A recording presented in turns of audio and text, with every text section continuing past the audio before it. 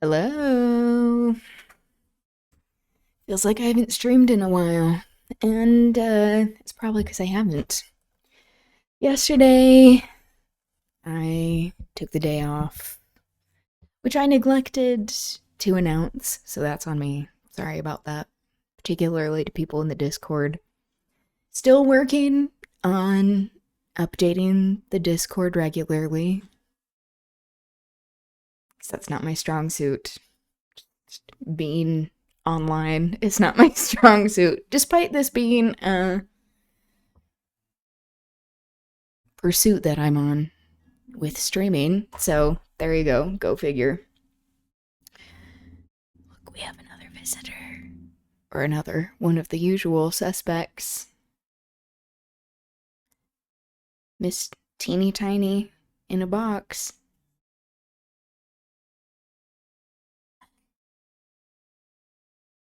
She was yawning. Hi. That's her safe space. No better combo than a box and a cat. Yeah, exactly. And, for the more vulgar crowd, sometimes a pussy and a box are the same thing. So. Hello, hello. How are you doing, Turd Bomb? Welcome. It's another day, another stream in fascist America. Welcome to whatever this is. An attempt at providing education, advocacy, and a little common sense in this digital wasteland. I'm Aubri Devashrayee. Pussy in a box. Yeah, interchangeable at times, depending on the context. She's like chasing her tail in there, so you see it like moving around. I tried to have it in like position it in a very stable way, but yeah, she's fairly graceful. We'll see if or when she gets out of there. So that'll be the real question of today. Okay. So there is a whole lot of bullshit to be catching up on. Surprise, surprise, with the world being on fire. That's how it feels. Yeah, she keeps chasing her down.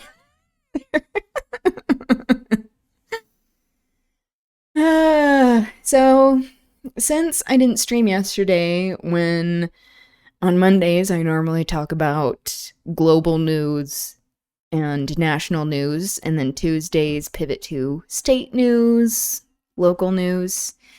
So I'll be doing a mashup of all these things in a manner that hopefully makes sense and we're able to cover some ground there.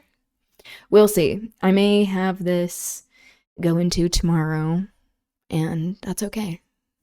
We'll see what happens.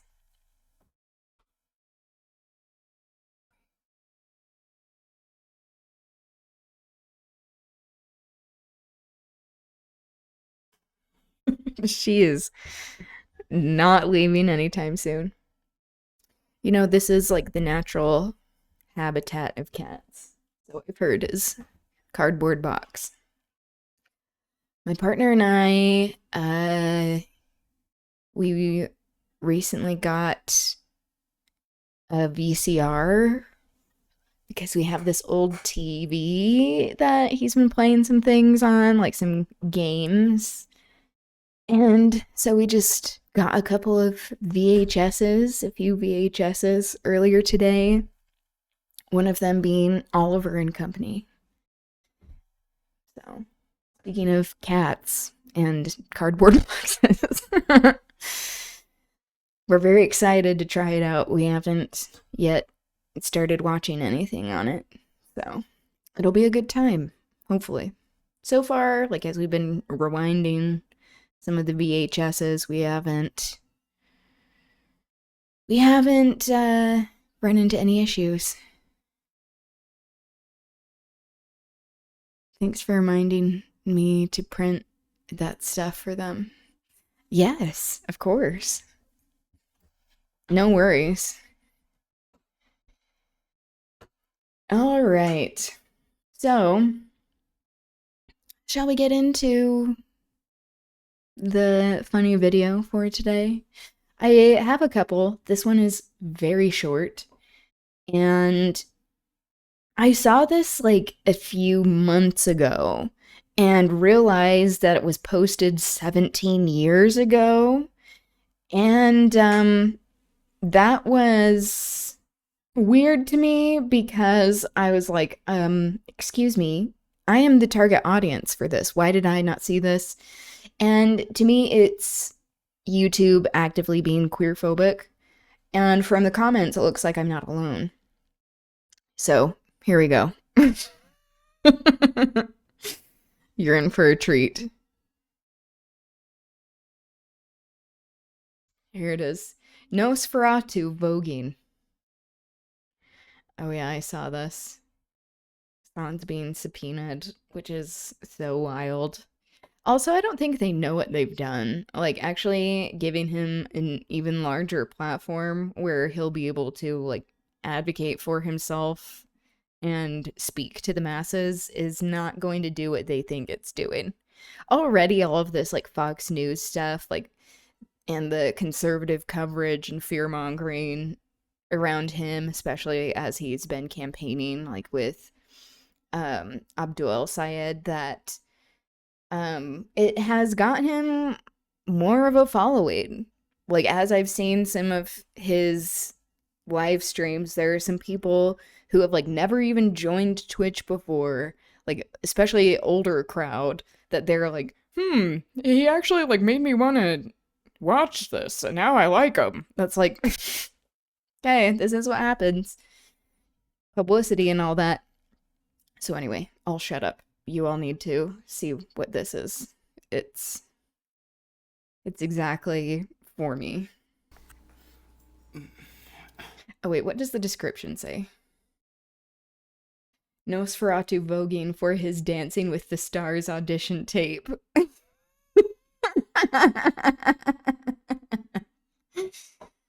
It's because he's hot, TBH. Nosferatu? No, I'm kidding. I'm assuming you mean Hassan. Yeah, I mean, and being white, I think that certainly helps in a dude.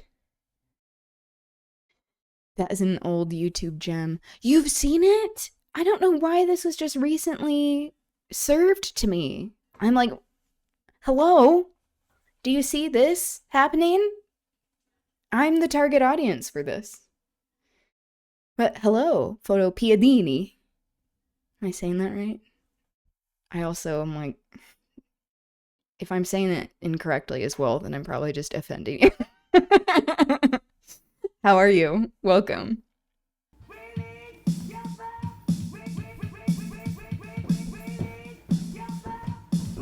This bogey is so sad.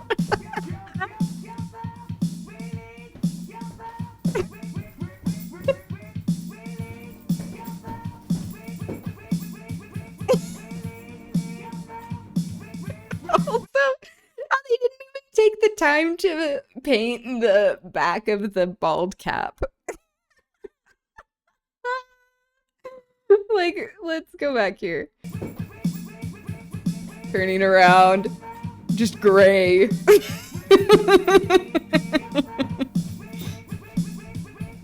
Wow. The okay, he did that. It's close up is what kids are now calling like the millennial pause or whatever. I'm like, this is before people were doing as much editing with that. It's a little more organic.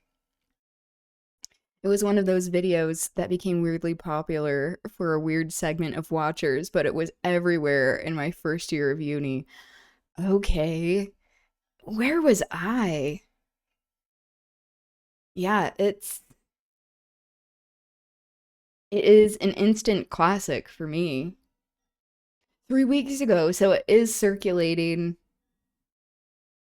more recently, I guess.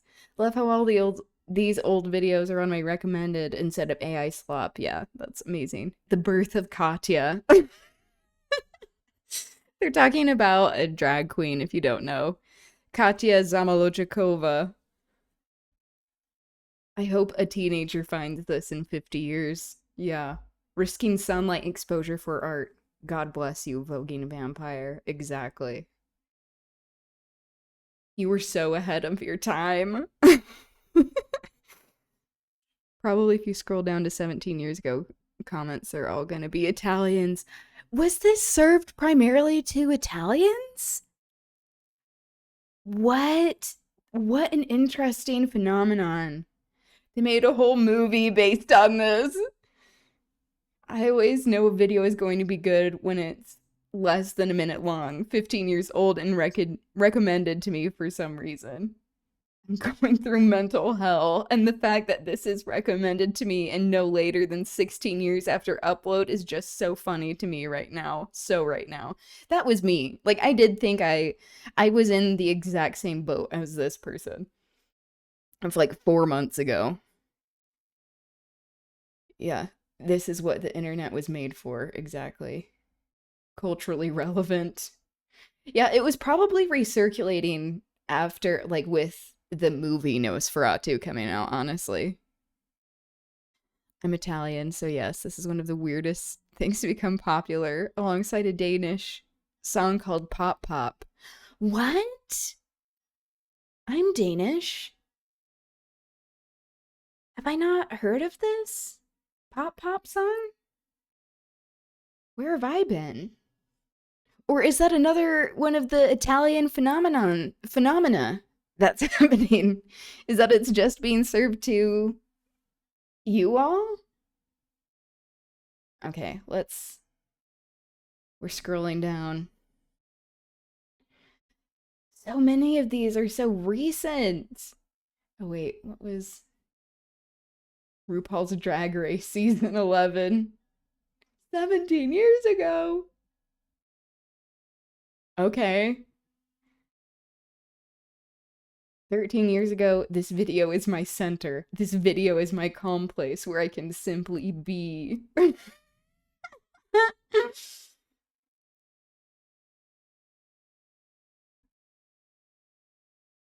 Here, I'm gonna sort the comments just so we can get more of that. Sort by not newest, but we're gonna scroll to the bottom. Nick and Jay. That was a little bit before Nosferatu. What? Okay, this is gonna be a while probably.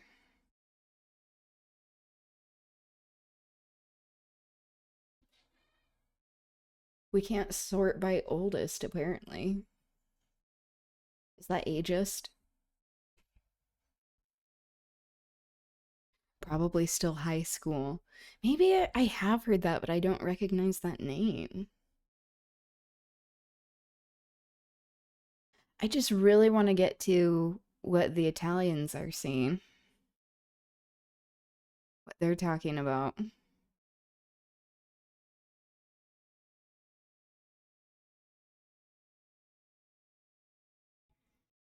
The Danish song was popular in southern Italian high schools. That's so funny too that it is just southern Italy.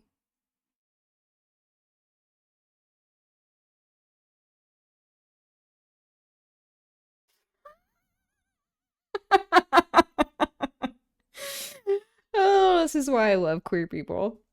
Cunt. Count. Before before the word cunt became more like in modern vernacular as much, like just commonplace, that was exclusive more towards people in the UK, and people in Australia, but also queer people, especially people like in ballroom. So like particularly black queer people.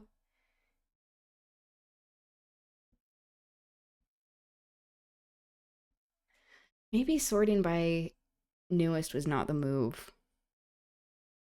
This is going to take me 9,000 years.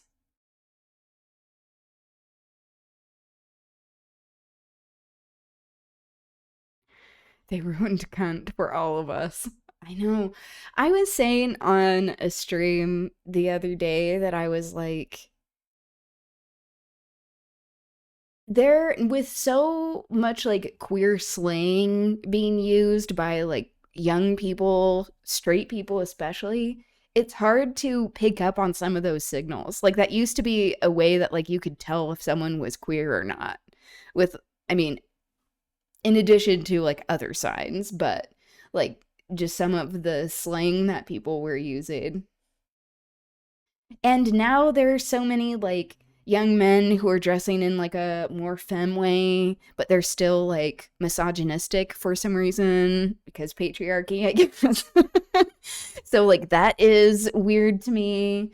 And then you have like young like cis straight women that are like dressing like what used to be more lesbian coded. So it's all just really confusing. Also, I went to a queer bar over the weekend and there were so many straight men there that I was like, as soon as I walked in, I was like, why do I feel like immediately threatened? Hi, buddy. Hello. Oh, I didn't see him come in. I think he might have a hairball. He's been kind of sad. And she's still just hanging out in there.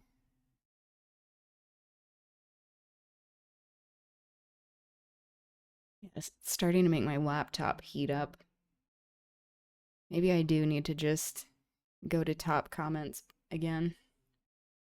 Oh, I did post this singing lesson that I did on Friday for a stream, and upon like editing it and watching it back, I was like, "Oh, I probably like was dragging Addison Rae too much." Like I like her music, but also like uh I'm like, you have a decent voice. Just why aren't you like using your diaphragm? Which is pretentious and shit, but here we are. When I was in high school, you didn't really talk about being queer. The younger generation slang have some wild slang. That is true. Yeah, and same, especially like growing up in Utah in the US, it's an extremely conservative place where it's like even if you were queer, like sometimes you would like use slurs against queer people as like a misdirection, you know? And so like that's not good, but also that's like very much the experience of a lot of millennials, I feel, who are queer.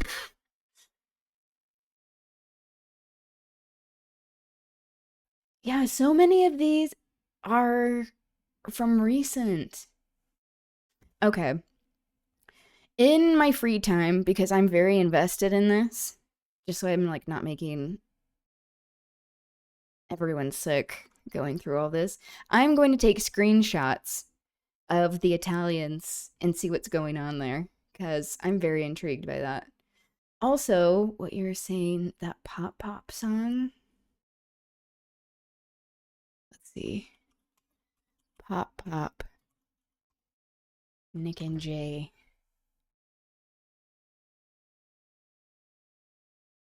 You're telling that to someone from southern Italy. People had to hide or get beaten. Yep, exactly. Yeah, so you understand. You understand. The circumstances were probably fairly similar. You know, we had to just get by however way we could. Okay, this does not look familiar to me. They're very clearly like appropriating black culture. That was also very, that's always been a thing, especially in music. Warner Music Denmark. I'm so intrigued by this.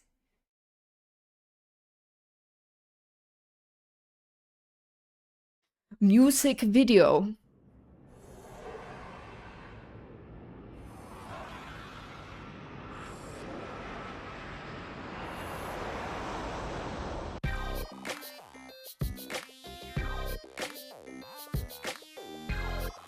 Wait, I have to turn this up.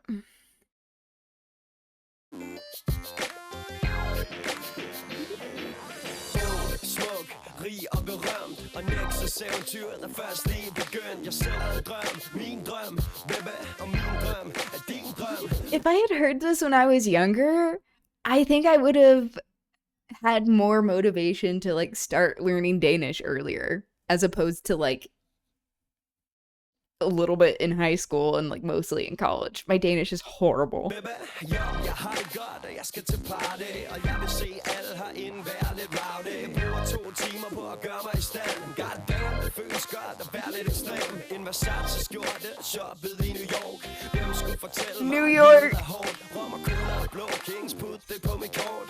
Hvem skulle fortælle mig, at livet er hårdt? Ja, Dolce Gabbana, damn, jeg dufter godt. Nyhvid sko, Shirtless. jeg holder det hot. Kigger mig i spejlet, jeg kan ikke få nok. Det er altid underholdende. The do-rag is so crazy on both of them.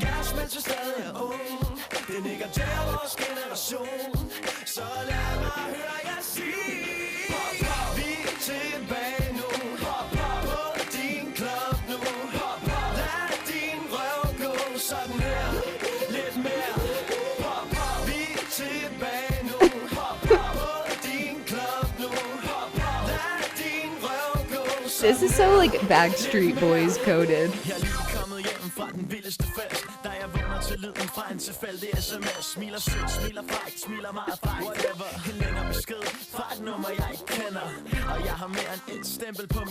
The different approach, being that it was my goddamn business, I didn't really need to talk about it. Yeah, that's fair.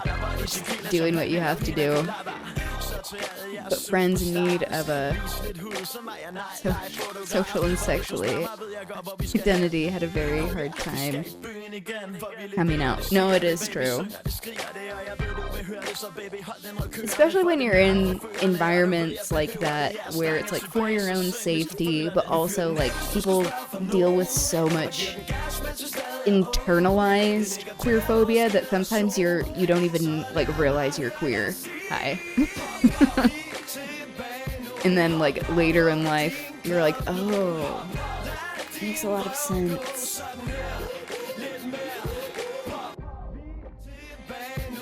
Oh, okay, I'm gonna look up the translation.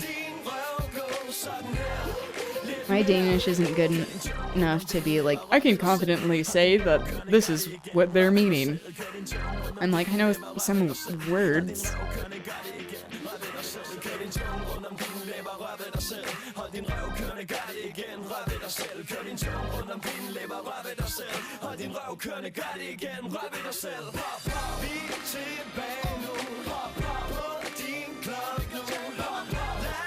See?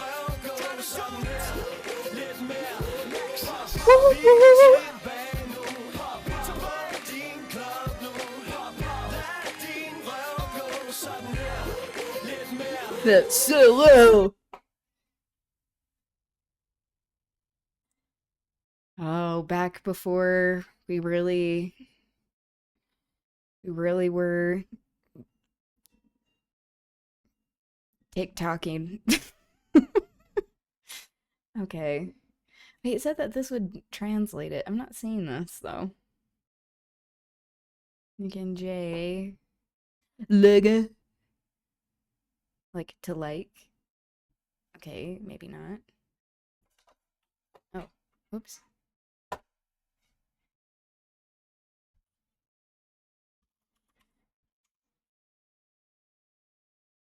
What? Debbie Ryan? Wow, that came out of nowhere. No? Vilnuvis. Okay. Well, that didn't work. Because I don't want to just put it into Google Translate because we know that is dog shit a lot of the time. Especially when it comes to slang. You need help, bud? Here.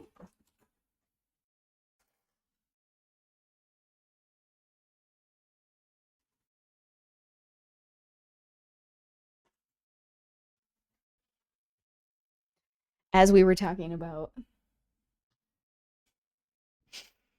pussy in a box, it's a bit redundant. Also talking about cunt and such, it's all the same. Really, if you think about it. Okay, does this mean I just put it into Google Translate? My family's gonna be so disappointed in me. What else is new?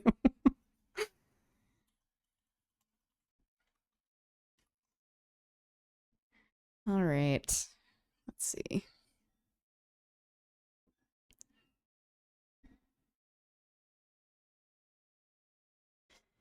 Having to praise the new generations, the situation has changed dramatically. Yeah, I agree.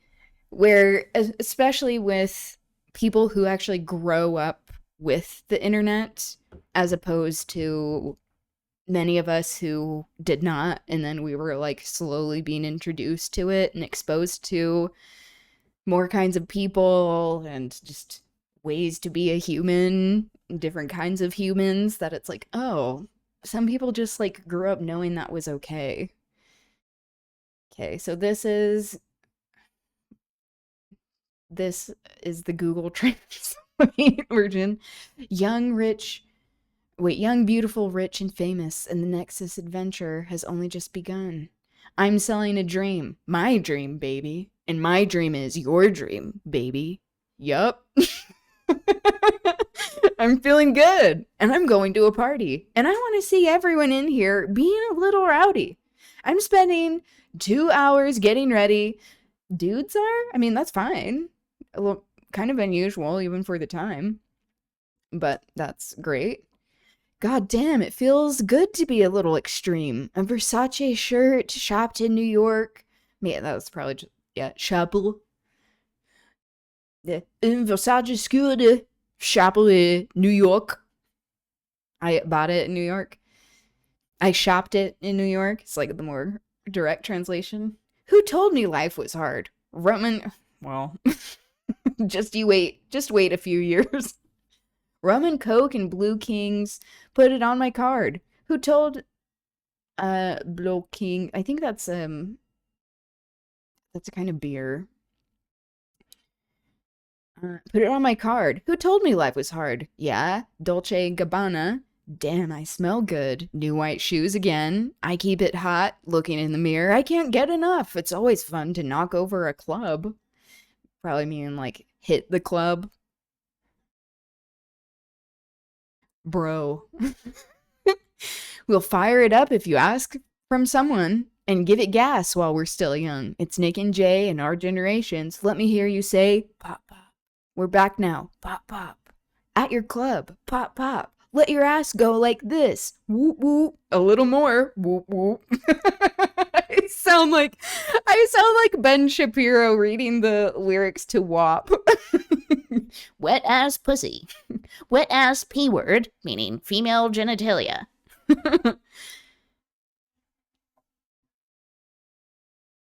Sometimes even I have a hard time understanding songs in Spanish.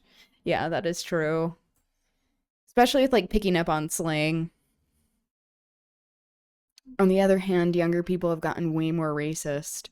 Yeah, I think it's like the people who are more conservative, they have become more queerphobic and racist and misogynistic, where they're like, yeah, you need to just be home in the kitchen, like with trad wives and shit. Just all around. I feel like it just affects every type of form of discrimination, honestly. Fire lyrics. Yeah, very much of its time. Wow, I learned so much today. That's what we're here for. Thank you. Thank you for that gem. I had no idea that this existed. Broha, our Danish friend. Wow. And some of these are pretty recent too, like 2 years ago, a year ago. Came here from Bulgaria to say one thing only. Thank you, Mr. Broha.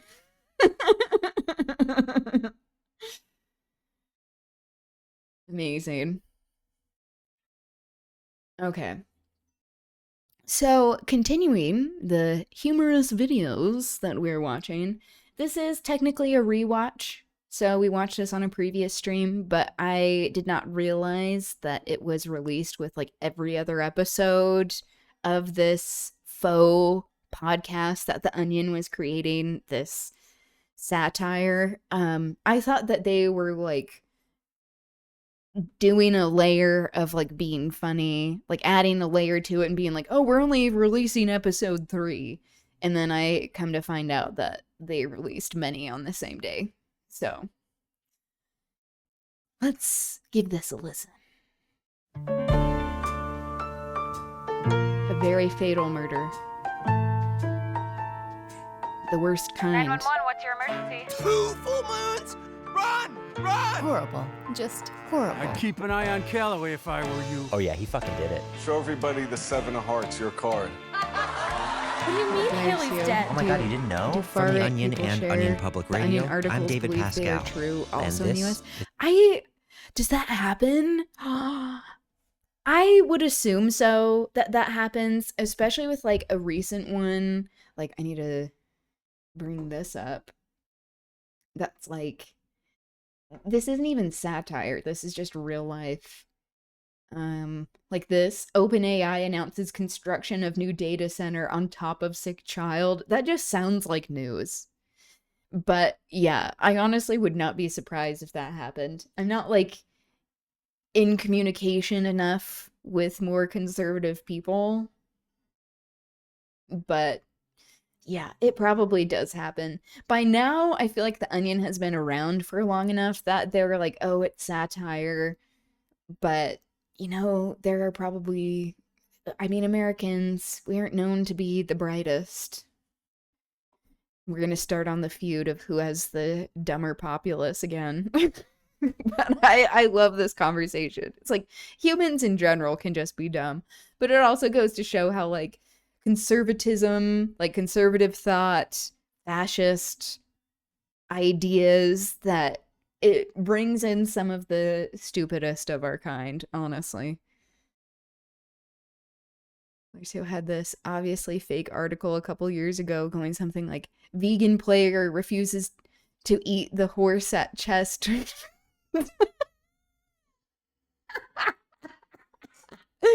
That is amazing. They're like, oh, these vegans, they've gotten out of hand.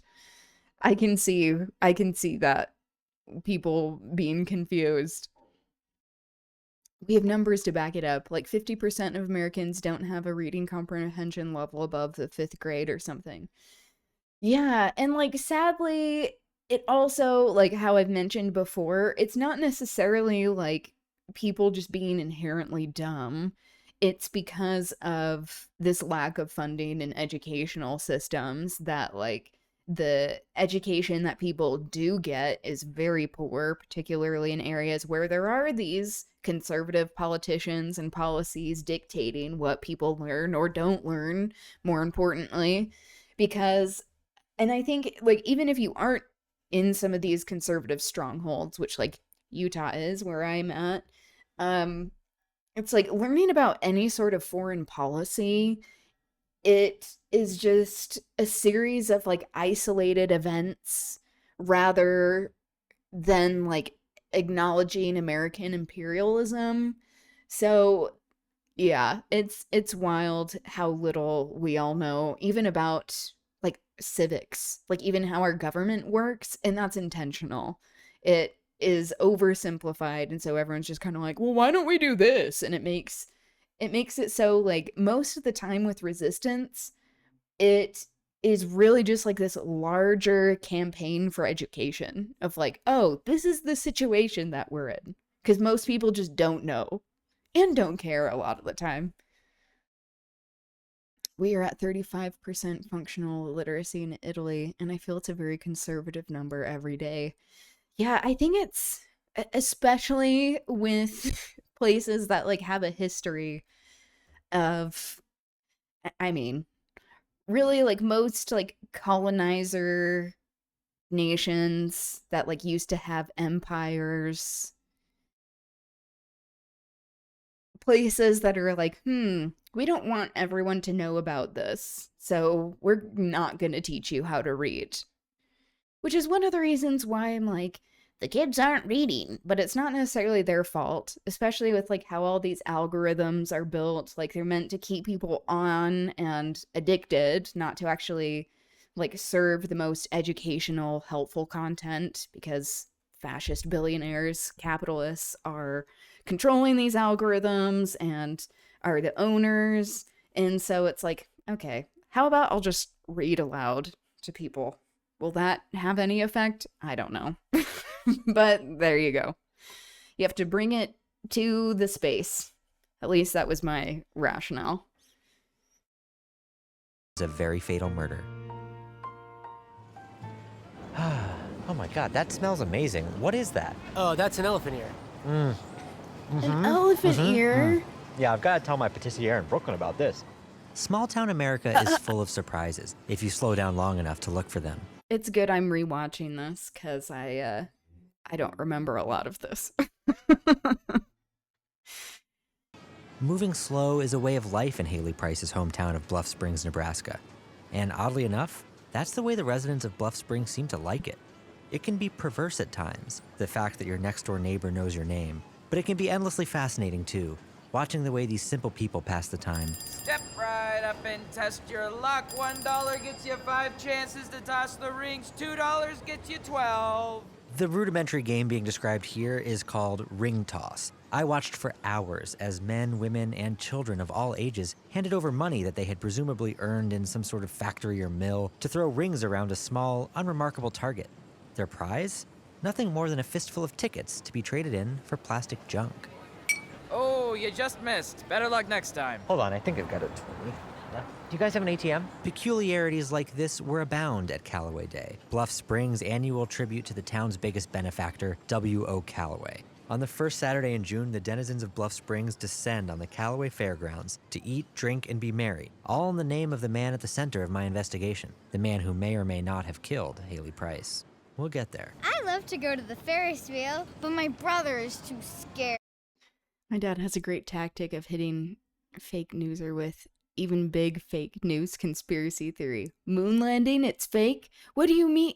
You believe in the moon? Wait, is he doing this in a serious manner? Sadly, I can't do that. It would be so fun. Or it's... Okay, from what I'm understanding, it's like a way to troll people, which that's pretty genius. That takes a lot of like very like quick thinking on your feet. And a lot of the time that does come with just like time and practice, which can be hard. Stepping up the absurdity. Yeah, I love that. He actually does that. Amazing. Yeah, you have to be very quick. There is a reason why, like, going back to, like, queer culture, funny people are smart. Exactly. And funny people, if you're actually funny, you don't feel the need to constantly, like, punch down. Like, you're actually, like, going after the source that's, like, making everyone miserable, which is, like, these systems and shit. Like, looking at you, Dave Chappelle. Like, if you can't be funny without, like, already, like, further causing harm to marginalized communities, then, like, you aren't funny to me.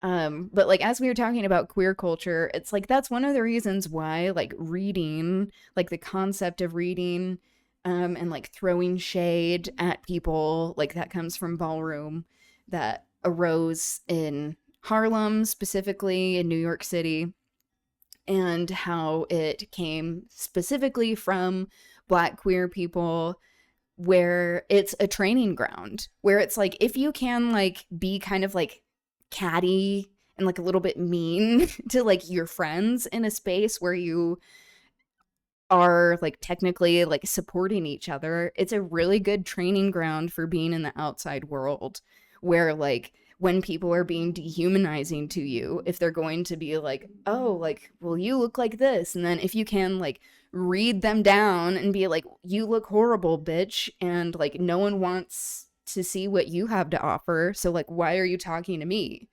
And it's like, that is an art form. Reading is an art form. I have lost the capacity to speak at 19, which if it has one positive side, it's that I can ignore debating those people. Yeah, I mean, you have to take those wins, you know? Which that is very rough. I hope you're doing okay. And proud of you for also, like being active in the spaces that are empowering you, like especially like in a format like Twitch and chatting and stuff. I don't know if that came across as condescending. Anyway, just good for you. Glad you're here. I'm too scared. Yeah, okay. So do you two know the girl who was shot, then brutally stabbed over and over until her face was barely recognizable?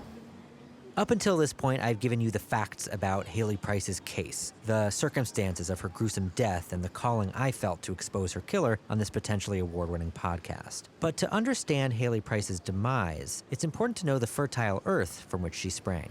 I lived in Bluff Springs all my life. Met my wife here, had our 2 daughters here. Only ever left for the war. Korea? Yes, sir. 101st Airborne Division. Wow, you're wearing the little hat and everything. I talked to a lot of people on Callaway Day about the dark, fetid underbelly of America, and whether they knew Haley or not, they all had something to say about the man who may or may not have killed her, W.O. Callaway. I worked as an electrician at the Callaway packing plant for 20 years. Got the busted knees to show for it. I was shocked by what this war veteran was alleging. Could it be true that Callaway had forced this American hero to degrade his body, marching him around on his hands and knees like some sort of farm animal? If so, what was he capable of doing to a 16-year-old girl? In all my years there, I never saw him once. Heard his hoverboard zooming around in the rafters sometimes. He lives in the big mansion up on the hill, but he never comes Sorry, I'm out. just He's got a responding train to a system message under that I that got. house. A moat, too. When I was a kid, we used to hop the fence and go swimming in it. Until my neighbor Billy Tompkins got electrocuted. He died. Cool. So would you say that the Callaway man casts a menacing shadow over the innocents of America's heartland? I would say that, yes, that's a nice way of putting it. Mr. Callaway places a weekly order at the Stop and Save, which is where I work. One of his housekeepers always picks it up, and the order never changes. 1 pound of farfalle pasta, 3 tubs of cottage cheese, walnuts, as many as we can get him, and a length of rope. Down at the store, we joke about how he probably has enough rope to last to the moon by now. I had to ask Donna to repeat herself 3 times so that I could parse her thick Nebraskan drawl. I couldn't make any sense of it. Enough rope to lasso the moon. Once I figured out what the hell she was saying, it got me thinking. If Callaway had enough rope to lasso the moon, maybe he had enough rope to kill a girl. I continued to collect testimonials from a number of varied sources. A single mom, Shirley D., burdened by inadequate health insurance and an absentee partner. Saw his car turn into a speedboat. A minority, Al Donaldson, who most likely faces an unending battery of microaggressions from his white friends and neighbors every day. Oh, yeah. You can hear his helicopter whirring over town in the middle of the night. If he lands on your house, it means you get a promotion. And a young drug addict, Gary LaRue, who epitomizes the opioid epidemic in America. Oh, yeah. I saw a silhouette. Where was this? Oh, I saw you at the ring toss, man, because you were like, oh. The young man was in and out of consciousness, so I gave him a few uppers to level out his high. That was his fucking limo outside the fur corral. Yeah. The Fur Corral is the pet store where Haley Price worked after school. I think he was smoking a cigar. Do you think I'm glad Callaway you're had to anything a to do with space Haley where you Price's feel like murder? you can joke about it. I could have. But yeah. why does anyone do anything anymore? Like, tragedy No, stay with plus me. time Come on, we've is almost what got they it all. say makes comedy, supposedly. That you're making the best of it is awesome. But he was gone. I called the paramedics before meeting up with some of Haley's friends, including her boyfriend Brian, who said he had something to show me. It's her. Brian pulled up his shirt to reveal a massive abdominal tattoo, a caricature of Haley riding a skateboard with an ice cream in one hand and flipping you off with the other. It's funny. She got this done last year on Callaway Day. airbrushed onto a t-shirt. And you got it tattooed onto Riding yourself. a skateboard. Brian, that's really sweet. Not tattooed. I just And told the flipping airbrush you guy to off. airbrush it onto me. Paint's pretty cold though. The ice cream is already dripping. It was getting pretty Just late. calling out and people's Brian- bad tattoos. That's a brand of comedy I always appreciate. My wife always says that she would 100% not tolerate me if you...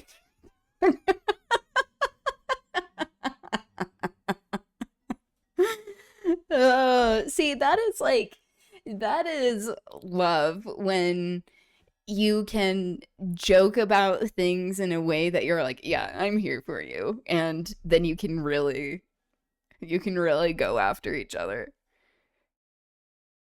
That is amazing. Was too distracted by his new stomach art to tell me about how Calloway probably watched the life drain out of Haley's face as he choked her to death while chortling to the heavens. So I decided to head out, but not before catching the main act of Calloway Day, a performance by the Calloway Cadets, a group of teenage baton twirlers decked out in short silver and teal uniforms. Normally I'd be loath to support such a heteronormative display of phallocentric dance moves, but the Calloway Cadets can really twirl. As the Normally, I would be loath to support this form. Cut to, like, me saying something almost exactly like this in that dance video I recorded, that, like, burlesque number that's, like... It's extremely heteronormative. It's very, like, male-centric. I'm called out, but you know what? That deserves to be sometimes. I love that though. Also the fact that he is saying, like there's this like pretentiousness of he's like, well, I'm from Brooklyn. I'm gonna like ask them to add that at my like patisserie. And it's like, okay, that's a very specific part of Brooklyn too. sunset, The and a million gentrified stars blanketed section, the sky over Bluff sections. Springs. I marveled at the way these young women's batons rose and fell in unison, over and over again, like a beating heart. Haley's heart should have been beating up there too, and the reason it wasn't was written all around me, on the factories and the fairgrounds, on the pay stubs and the sides of wind turbines, on the orders of farfalle pasta. W.O. Calloway. He had stripped the cadets of their star. That madman had murdered Haley Price in cold blood. He'd stabbed her, shot her, drowned her, strangled every ounce of life from her nubile body, and no one was doing a goddamn thing about it. Also the fact that they keep calling out this aspect of true crime podcasts where they're talking about murders, how there is like this fetishization that happens where like fetishizing in general, if you have like consent, great, love that. Fetishes and kinks are great if they're consensual. But like talking about people, like especially when they like have had such like a tragic and violent thing happen to them already against their consent, like the ultimate form of violating someone's consent is like taking their life from them. And then like talking about it in like a sexual manner where they're like, oh, she was the prom queen. And especially if they're like on the age of consent too, where they're like, oh, she was in high school, she was going to college, and then talking about them in like very sexualized ways. It's like you're perpetuating a lot of these same systems of like infantilizing women to justify like eroticizing them. It pissed me off. And then eroticizing girls to justify abusing them. I had to That talk shit. to Ethel. Which Ethel, by the way, is the AI this podcaster, this fake podcaster created to compile all of the murders that are interesting that he wants to hear about. Episode of A Very Fatal Murder is brought to you by Sand Camp, the subscription service that dumps 2 tons of sand on your front lawn every month. What you do with it is your business. Sand Camp. The thing You should is, have seen that's it. like so sad about that. Is like there would be people who would unironically want that and they have no idea what to do with the sand. Or like no plans for it, but they just like have the money to burn. Ethel, there were so many people just enjoying each other's company. And oh my god, the snacks. They were so amazing and bad for me. David. While I agree, the biggest demographic of true crime podcast, it's woman for a reason I do not get. Yes. So I agree. I think where the distinction is like a lot of the time it's male podcasters, but also how they are and it doesn't always have to be dudes, but a lot of the time it's like spearheaded by like men. And so they're like being talked about like through or like the people who are the victims are talked about in a more like sexualized, like patriarchal way.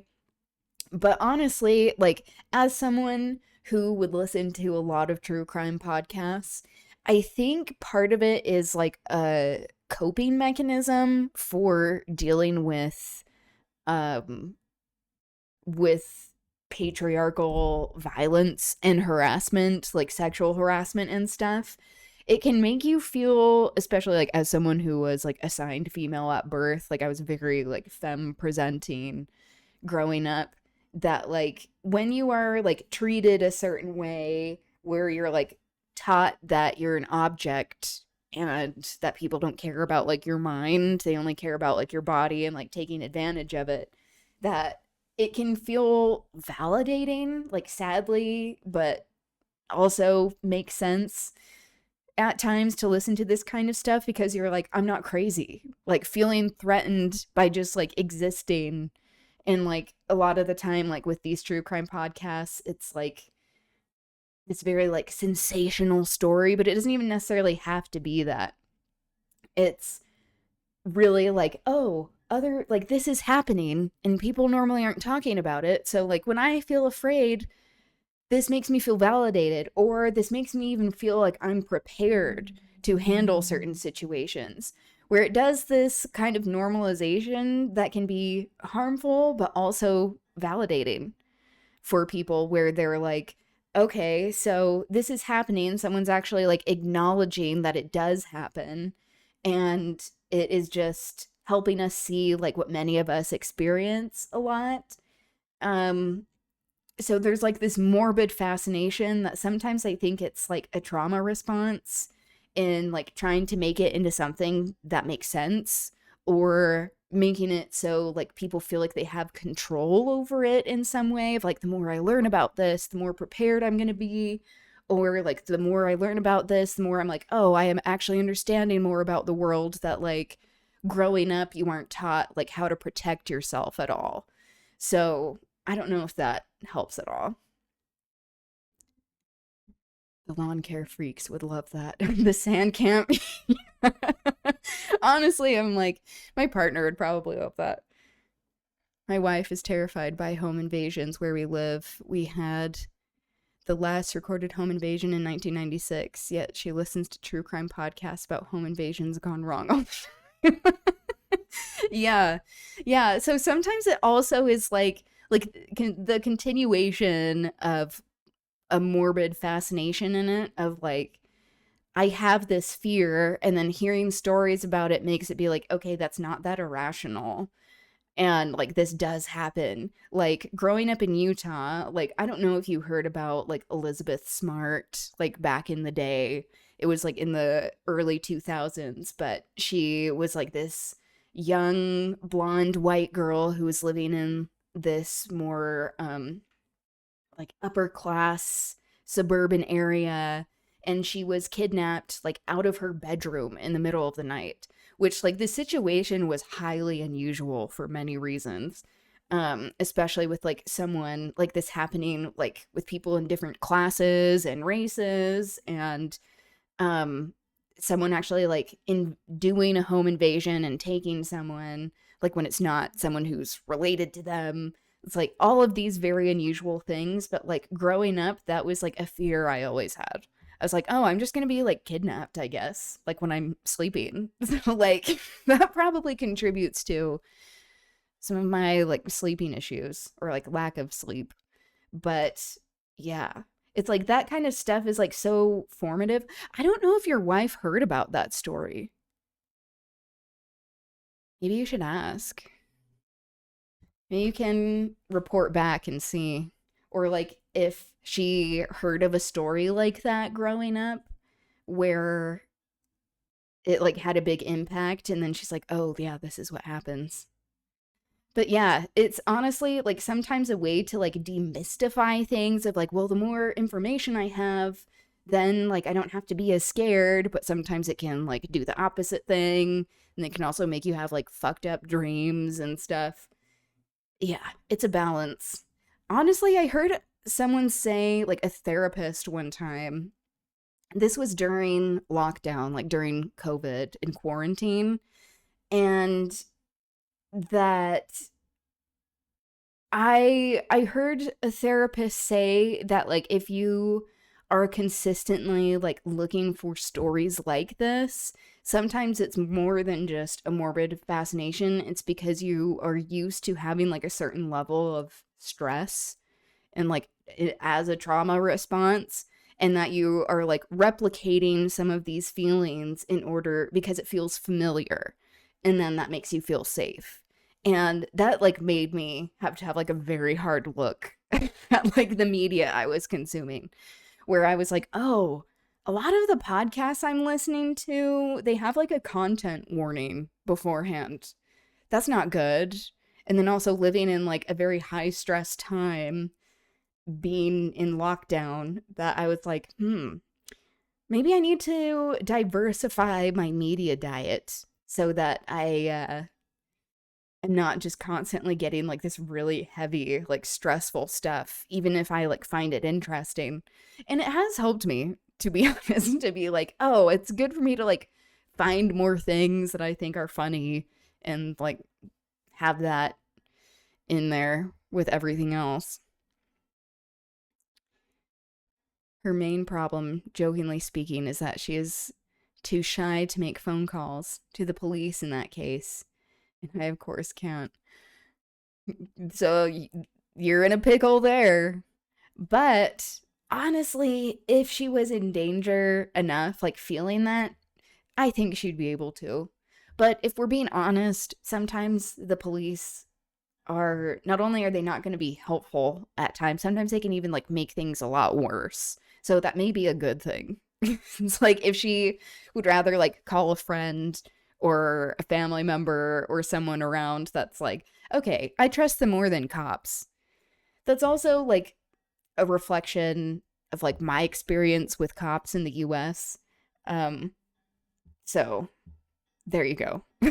that is my advice all the time, is like, don't call the cops. Call someone who can actually help you with a situation before that, because a lot of the time they are not very helpful. Our police, while it sucks too for other reasons, it sucks for different reasons than US cops. Okay, I'm very curious about this. How do they suck differently?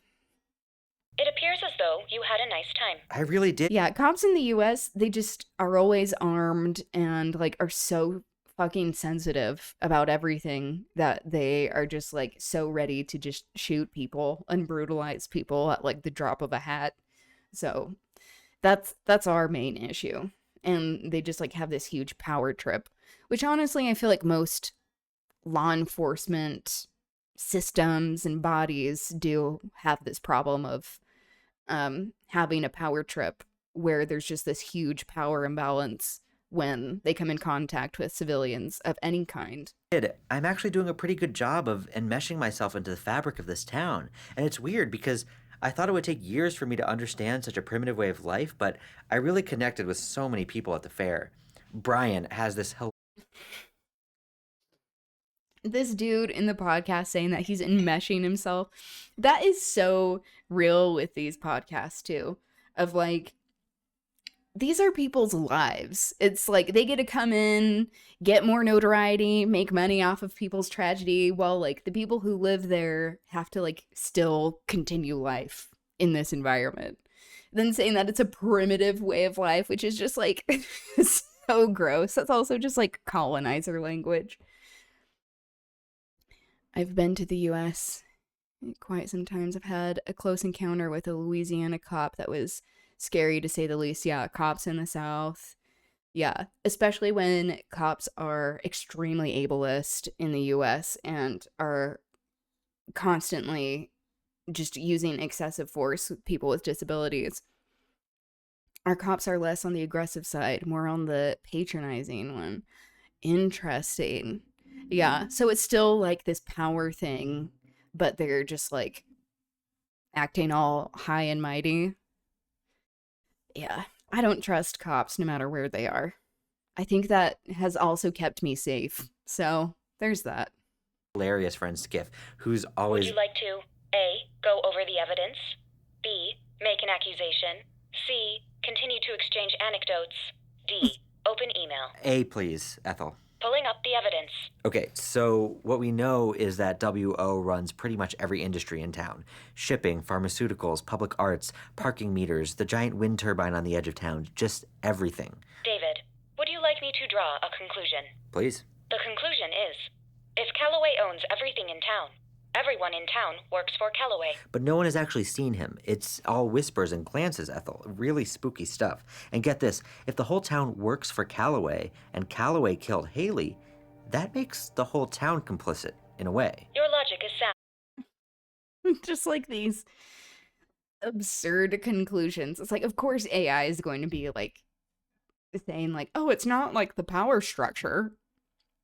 Speaking of power structures, I had a female stalker and the cop was like, she is a girl. What is she going to do to you? I'm not taking your report for that. Oh my God, that is so fucked up. I'm sorry that happened to you. She found your address in another city. Ugh. That is also, like, that is a common thing as well. I know it's not exclusive to, like, cops in the US either, is how there is, like, this sexism. Like, that's a form of misogyny to be like, oh, like, women can't cause harm. And it's like, you do realize that, like, women are humans, and humans can be really awful. So, like, thinking that there's, like, this gendered idea of, like, who is violent and who isn't, while, like, that's just, like, living in patriarchy. It's, like, trying to enforce these gender roles, and then it makes it so, like, harm is allowed when it's an idea about, like, what it means to be masculine is associated with violence. And then, on the other hand, like, you have women who are able to get away with a lot of shit because people aren't taking them seriously and, like, the harm that they're doing seriously. Or especially, like, if they're, like, who they are targeting is a man or, like, male presenting, then it's also, like, this condescending way and, this, like, very misogynistic way to be like, oh, well, if they're doing that, like, what are you doing wrong as a guy? Like, the reverse of it, of like, are you just being weak? And it's like, no, because humans are really awful sometimes. It's like, you are a big guy. She is half your size. Oh my God. Yeah, that doesn't matter. It's like, you can have, like, stature come into play and, like, who is intimidating or not. Like, as someone, like, I'm, like, 5'3", it's like, that does play a factor of, like, people can and do try to, like, physically intimidate other people. But, like, yeah, that doesn't mean that people still can't cause harm. I'm sorry that happened to you. That's fucked up. But yeah, it's like, you should just believe people. How about that? How about just believe people when they're saying they're experiencing an issue, rather than, like, imposing all of this judgment, like, through your own personal biases? That would be helpful. Wait. And if Bluff Springs represents the beating heart of America, could that mean that the whole of America is also complicit in Haley's death? My processor requires further clarification. I'm saying, did America kill Haley Price? I had to hang up the phone and think about what all this meant. In a I way. was drawing amazing conclusions that said so much about the American dream, the decline of manufacturing, modern beauty standards, the gig economy, factory farming, deforestation, saturated fats, the fragility of love, the golden era of television, and CO2 emissions, just as Ethel's algorithm had promised. If I could prove W.O. Callaway's guilt, I could solve all of America's ills. I was finally onto something. How do I nail his ass, Ethel? I mean, this guy deserves to burn. I need to send a message to all the sociopathic wind tycoons out there that teen girls are not just playthings for their sick, twisted fantasies. Analyzing murder circumstances. But they do make One moment, really please. good subjects for exploitative podcasts. Analysis complete. My systems indicate that the most fruitful course of action is to visit the crime scene to collect evidence. When it came to cultural analysis and intimate portraits of the disaffected, I was golden. But I needed to figure out how a man who no one ever saw could kill a girl that everyone saw all the time. I needed cold, hard proof that Calloway was the killer. I had to return to the scene of the crime. Also, I had to explain that in sign language to a cop that is, by law, required to speak that, but didn't. That's another. Oh my. Yeah. That is also so fucked up, where it's like, accessibility exists for a reason. And, like, that's where there just is so much embedded ableism in all of these systems, like in the world that we're existing in, but especially when it comes to things like law enforcement or like not having like translators available, like for people speaking different languages, that it's like, yeah, that's an inclusivity issue, but also it's like just in and of itself dehumanizing for people, where it's like, oh, certain people don't get as much representation or they're not taken as seriously. Messed up. I had to move to Nebraska.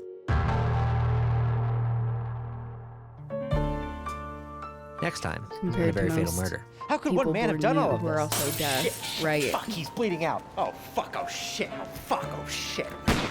And they... Yeah, and all of those, like, intersections of marginalization, too, of, like, the people who have darker skin, the people who are queer as well, like, how each of these aspects, there's, like, just another point for someone to be discriminated against, and in, like, many different kinds of ways. Call them elephant ears. A Very Fatal Murder is made possible by our friends at The Hague and Bluff Springs Funerary Services. And special thanks to Industrial Light and Magic for the visual effects in this episode. And don't forget to check out our weekly dating advice podcast, Modern Dating, hosted by John Benet Ramsey. Is it possible to fall in love over text messages? Also this, John Benet Ramsey, like, to tie in the murder, but also, like, oh, we need to capitalize literally off of, like, all of this dating, like, relationship frontier that is untapped right now. We've got a couple in the studio today who fell for each other, got engaged, and then married, all over text before meeting each other in person. Hi. Thanks for having us. That, plus more podcasts and programming available at opr.org. Hear that? All right. That's the sound of our award-winning journalism. Subscribe to The Onion today and receive sound. 12 monthly newspapers that smell even better than they sound. Go to membership.theonion.com to learn more. Also, that video suggestion, Jeffrey Epstein, bad pedophile. It's just like the same with this, like, where the joke is just being redundant, you know? I wish the world could have seen the absurdly comic scene when I was called to testify about a car crash and the police station didn't have a sign translator. Ugh. Yeah. And I mean, you're saying like it's like absurdly like comical now, but like, yeah, that it was like just so ridiculous at the time and still is, remembering, I'm sure, that it's like one of those situations where you're like, yeah, I just like have to laugh at it now because it's like that. What else are people doing? Like, that's their fucking job, to take people's situations seriously and actually be able to understand people in the way that they're communicating so that they can be taken seriously.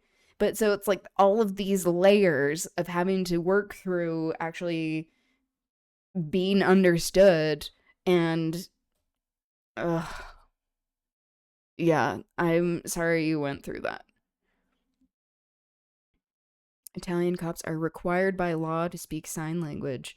I'm honestly kind of surprised by that. That certainly is not a thing in the US. It's like I went in there only speaking Japanese. Yeah, especially with that being a law, where it's like you would think that like all of the advocacy and work that was done to actually get that passed into law, like that's a huge win. But how it's like that doesn't matter. Laws don't matter if they aren't being obeyed. If like the power structures are just like, nah, I'm not going to. It's like, okay, so now what? What kind of recourse do we have left? And then you have people who are like, no, you just need to like sign a petition. It's like, okay, that has a time and a place. But if you are part of populations that are marginalized in any way and you have intersections of this marginalization, why people are more radicalized, the more you're more marginalized, because that's out of that's just by virtue of existing in a system that is doing that to you. That like there are not many options for recourse. They can basically buy for a couple €100 the certification that says they speak it. So they don't do any of the work. Heaven forbid they actually learn something. Heaven forbid that even if they know some of it, they actually try. And then they also are not dehumanizing you in the process, where you're talking about like being patronizing and condescending. Ew. Yeah, where it's like on paper that sounds like a good thing, but is it actually being executed at all and in a way that isn't perpetuating these issues? Yeah, and then we're left with like, okay, so what next? How do we combat that? Because it doesn't seem like people are making the effort. So what's next? But this is where, like we protect our own. We can't always, we're existing in these systems, which is really frustrating, but like can't rely on the systems to see our humanity, which is why like us organizing and actually like talking to people who are like-minded is so important. Because the people who are actually able to have effective recourse through these systems have a lot of privilege that they just like can't possibly understand. Like in some of the organizing groups that I've been a part of, there are some people that are like who are former law enforcement, which like that's an issue in and of itself, but like them being so sensitive about like every little aspect of saying like, oh, people aren't like protesting in the way that I would like, or that's not appropriate. That's like, you're acting like a cop. You are a cop and you're acting like a cop. And like being like, oh, but my opinion matters the most. That's like, you're used to that. You're used to this happening. And then you wonder why people get so frustrated when like you actually are armed and are expecting other people to like obey your every whim, while the rest of us are having to figure out all of these different ways to resist that like you don't approve of. So like you're part of the problem. At least they do not pull the gun out at the first thing, which is why I probably prefer patronizing to aggressive. Yeah,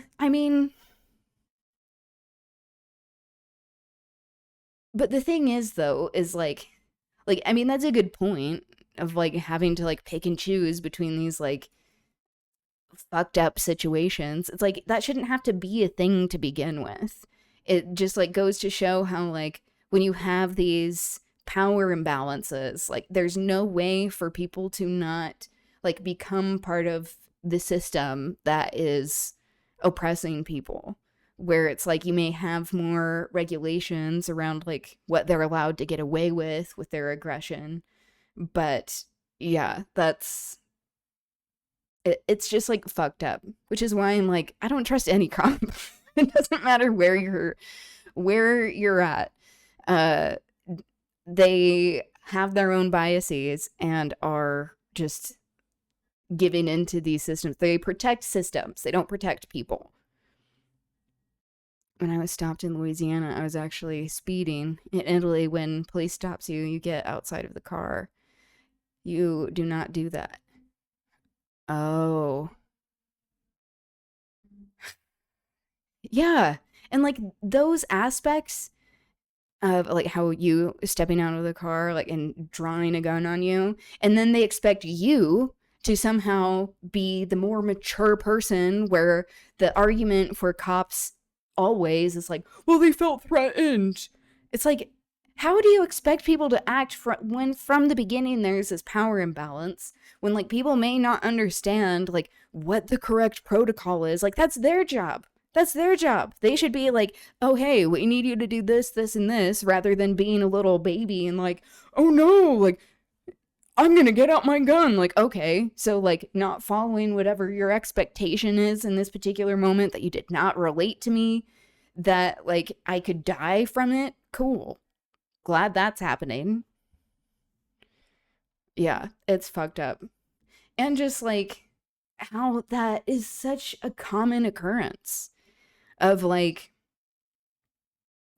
especially with like, for me being more like gender non-conforming in my presentation, like the way that I'm treated by cops is alarming. Like if I'm like a little more femme presenting, which like I've said this before, but like often it can be like really like difficult for me to be a little more like femme presenting, because there's like this idea of like, you know, like having proximity to being cisgender, where there's privilege with that, and where you're like falling under people's expectations of what they want you to be. And like I get treated differently depending on like how I'm presenting, but like especially like interactions with law enforcement, they immediately escalate. They immediately are like, oh, like you're doing this wrong, like I could like arrest you, or like getting out a gun, or being like, I'm gonna tow your car. Whereas before they're like, I'll get you off with warning, which also is playing into that same idea that we were talking about earlier of like, if you're femme presenting, that people don't view you as threatening. Whereas like if you're queer or like more mask presenting in any sort of way, then they're like, oh, that you're more of a threat, which just like falls under these very fascist ideas of gender roles, which is like, it's just so predictable too. Like I wish people were more interesting than that, but like they aren't, and especially are not allowed to be, or like people do not do that work when they are working within these systems that they are paid to protect rather than human beings. Yeah, I'm sorry you experienced that. It's like, it just sadly is so common, especially with like over the past few years of like, even like with 2020, like in what happened to George Floyd being killed by a police officer in the US, where it like actually highlighted more of this issue of police brutality, especially when it comes to Black people, especially when it comes to Black men, especially when it comes to this idea of criminalizing people for being in the lower classes and income and poverty, and how like after that, it's almost like cops have escalated things even more because they're like mad that they're under more scrutiny. That like as soon as they see someone recording them, they immediately get aggressive, when you would think that it's like the opposite.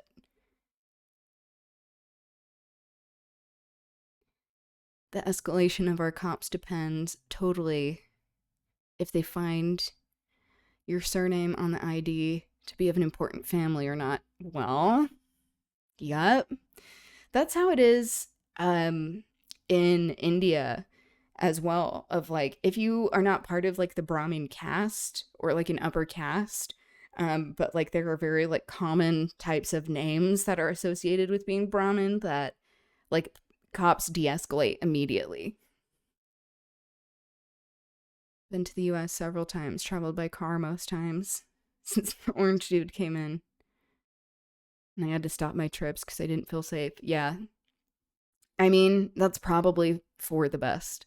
And like, it's sad because it's like, it's cool to have people actually visit and like have not as like many people that were just like in this incubator of shit sometimes in the US, where it's like we should be welcoming to everyone, but also like it just is getting so much worse. And like people need to do what they need to do. I don't blame anyone for not wanting to come here because I'm like, how do I not live here? Like actively trying to pursue that, especially in like this place like Utah where there are all of these laws like prohibiting like where I can be out in public, where I can go to the bathroom. And it's like that's just a way to criminalize people's existence. And like that's just one example that like relates to myself. But like especially when it comes to immigration and how people are treated, and also with these intersections of marginalization of like gender and queerness and race and ability, disability, where it's like that just makes you more likely to be on the receiving end of all of this discrimination and also possible violence, which I mean, discrimination is a form of violence too. So, yeah. I hope we can get out of this time, but I was telling my partner like earlier today, I was like, I'm like kind of worried. I'm like, I feel like this is kind of the end of the world a little bit. Like we have these immature, just deplorable human beings who have access to nukes, who have like no sense of diplomacy or like respect for other human beings or just human life in general. And I'm like, there's this very real sense of urgency, I think, especially people in the US. I mean, especially in areas that are experiencing the violence of US imperialism. Like in Lebanon and Palestine and Venezuela and Cuba and Iran, where it's like there just is so much urgency to stop what is happening. But like especially in the US, it can be so discouraging seeing how it takes so much work and organizing to have like anything be accomplished, and how easy it is for it to just be swept away with a stroke of a pen. Like the US Supreme Court, with it being stacked over years and years because of Peter Thiel, this descendant of Nazis who is on this conservative project that he's been in charge of the Heritage Foundation for so long, and like placing judges on the Supreme Court and in federal courts to make it so that they're accomplishing everything that what they're doing now, of like essentially just removing like the very meaningful, important parts of like the Voting Rights Act, of reproductive rights, of queer rights, and how like especially trans rights, and for like trans children, like children. But it also is like, okay, so if they're able to do this, they have all this money, they have all this power, like what is left for us? And honestly, I'm like, this is why I keep talking about how our circumstances that we are experiencing, not just in the US, but like the world at large, are very similar to the circumstances of just revolutionary movements. But like as we're reading the Scarlet Pimpernel for literature story time, like how these circumstances are very similar. And in some ways, they actually were able to like have more effective communication because of the aristocrats not owning media outlets and algorithms and not being surveilled as much. And so it's like, okay, so what is left for us? Just unionizing, striking, but also like showing numbers in mass. Like over the weekend, the Knicks, I'm about to make a sporting reference, so forgive me. It's going to be all over the place. The Knicks are moving on to the NBA Finals. And I don't care about sports. This is a known thing, despite me wearing a baseball hat backwards. If I did have any sort of like good feeling towards a sports team, I like the Knicks because I like their colors. I like their branding. I like that they're in New York City. But mostly I like the amount of like solidarity that like you see among sports fans. And I just am biased because I like New York City. But like seeing over the weekend, like my partner showing me these posts of like people just like turning out into the streets and like celebrating like en masse, that I'm like,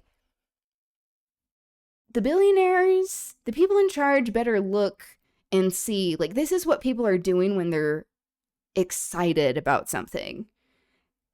They better be very careful about what they do, because what if these same people are actually voicing their frustration about something, that they're acting on their frustration? Because that's really all that we have going for us, is our numbers.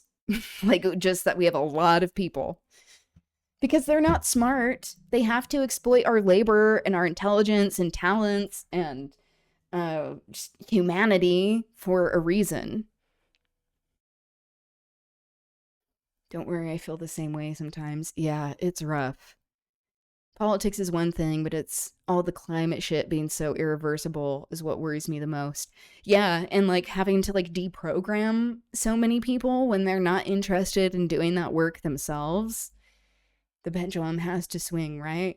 I know. And honestly, with like the rise in AI, like with these data centers that I've been talking about that like have been all over the news, it honestly is like the most uniting issue I've ever seen across the political spectrum. But also, they already are building this shit. They already are surveilling us. AI is already being used. So like in many ways, sometimes it feels like it can be like too late, or like things are so far gone that like, okay, so what do we do? What's left for us? We just riot, or we just like party until the world ends? I don't know. Like, if we have like the money and free time to be able to do that in the first place. Go Knicks, yeah. Solidarity around ubiquitous hate for the Suns. Yeah, exactly. Especially because people don't like James Harden so much. I don't know anything about sports, but I do know that seeing Knicks fans go crazy is hilarious. They're so unhinged. And I love that. Like, one of my favorite things in the whole world is like being able to like bond with strangers. And that's probably why like I enjoy streaming, but also just like being out and about in the world, like having like an interaction with people where you're like, wow, we have a lot more in common than what they want us to believe. But yeah, it's like that's something I also love about New York City, is that people are like used to having to interact with other human beings more, whether they like it or not. And so like just like picking up a conversation while like it's becoming rarer, especially as people are more used to using technology, rather than like having more like in-person interactions with people. But like I find that to be like one of the most, it's almost like a miracle. I don't even believe in that shit, but it can feel like it's like this form of magic of like where like you and a stranger can see something happen, or like be a witness to something, or like you're in a situation where you like find some sort of commonality that's like, wow, I'm not alone in that. Someone else was able to like pick up on that too. Like, I love that. And yeah, that I'm like, if only we could channel this energy into like resistance. If we had all of this momentum and these numbers for like resisting the powers that be, they would be very afraid of us. And they should be. Like, leaders should be afraid of us. And they just aren't. And we know it's because of corruption and them being bought by all these corporations and billionaires and their own ideas about self-enrichment and maintaining power. But, like, they really are pushing people to their limit. Like, when we have, like, even my partner's parents, they're like, we don't like this data center. That I'm like, excuse me, I was not expecting that. But they're also coming in a little bit late.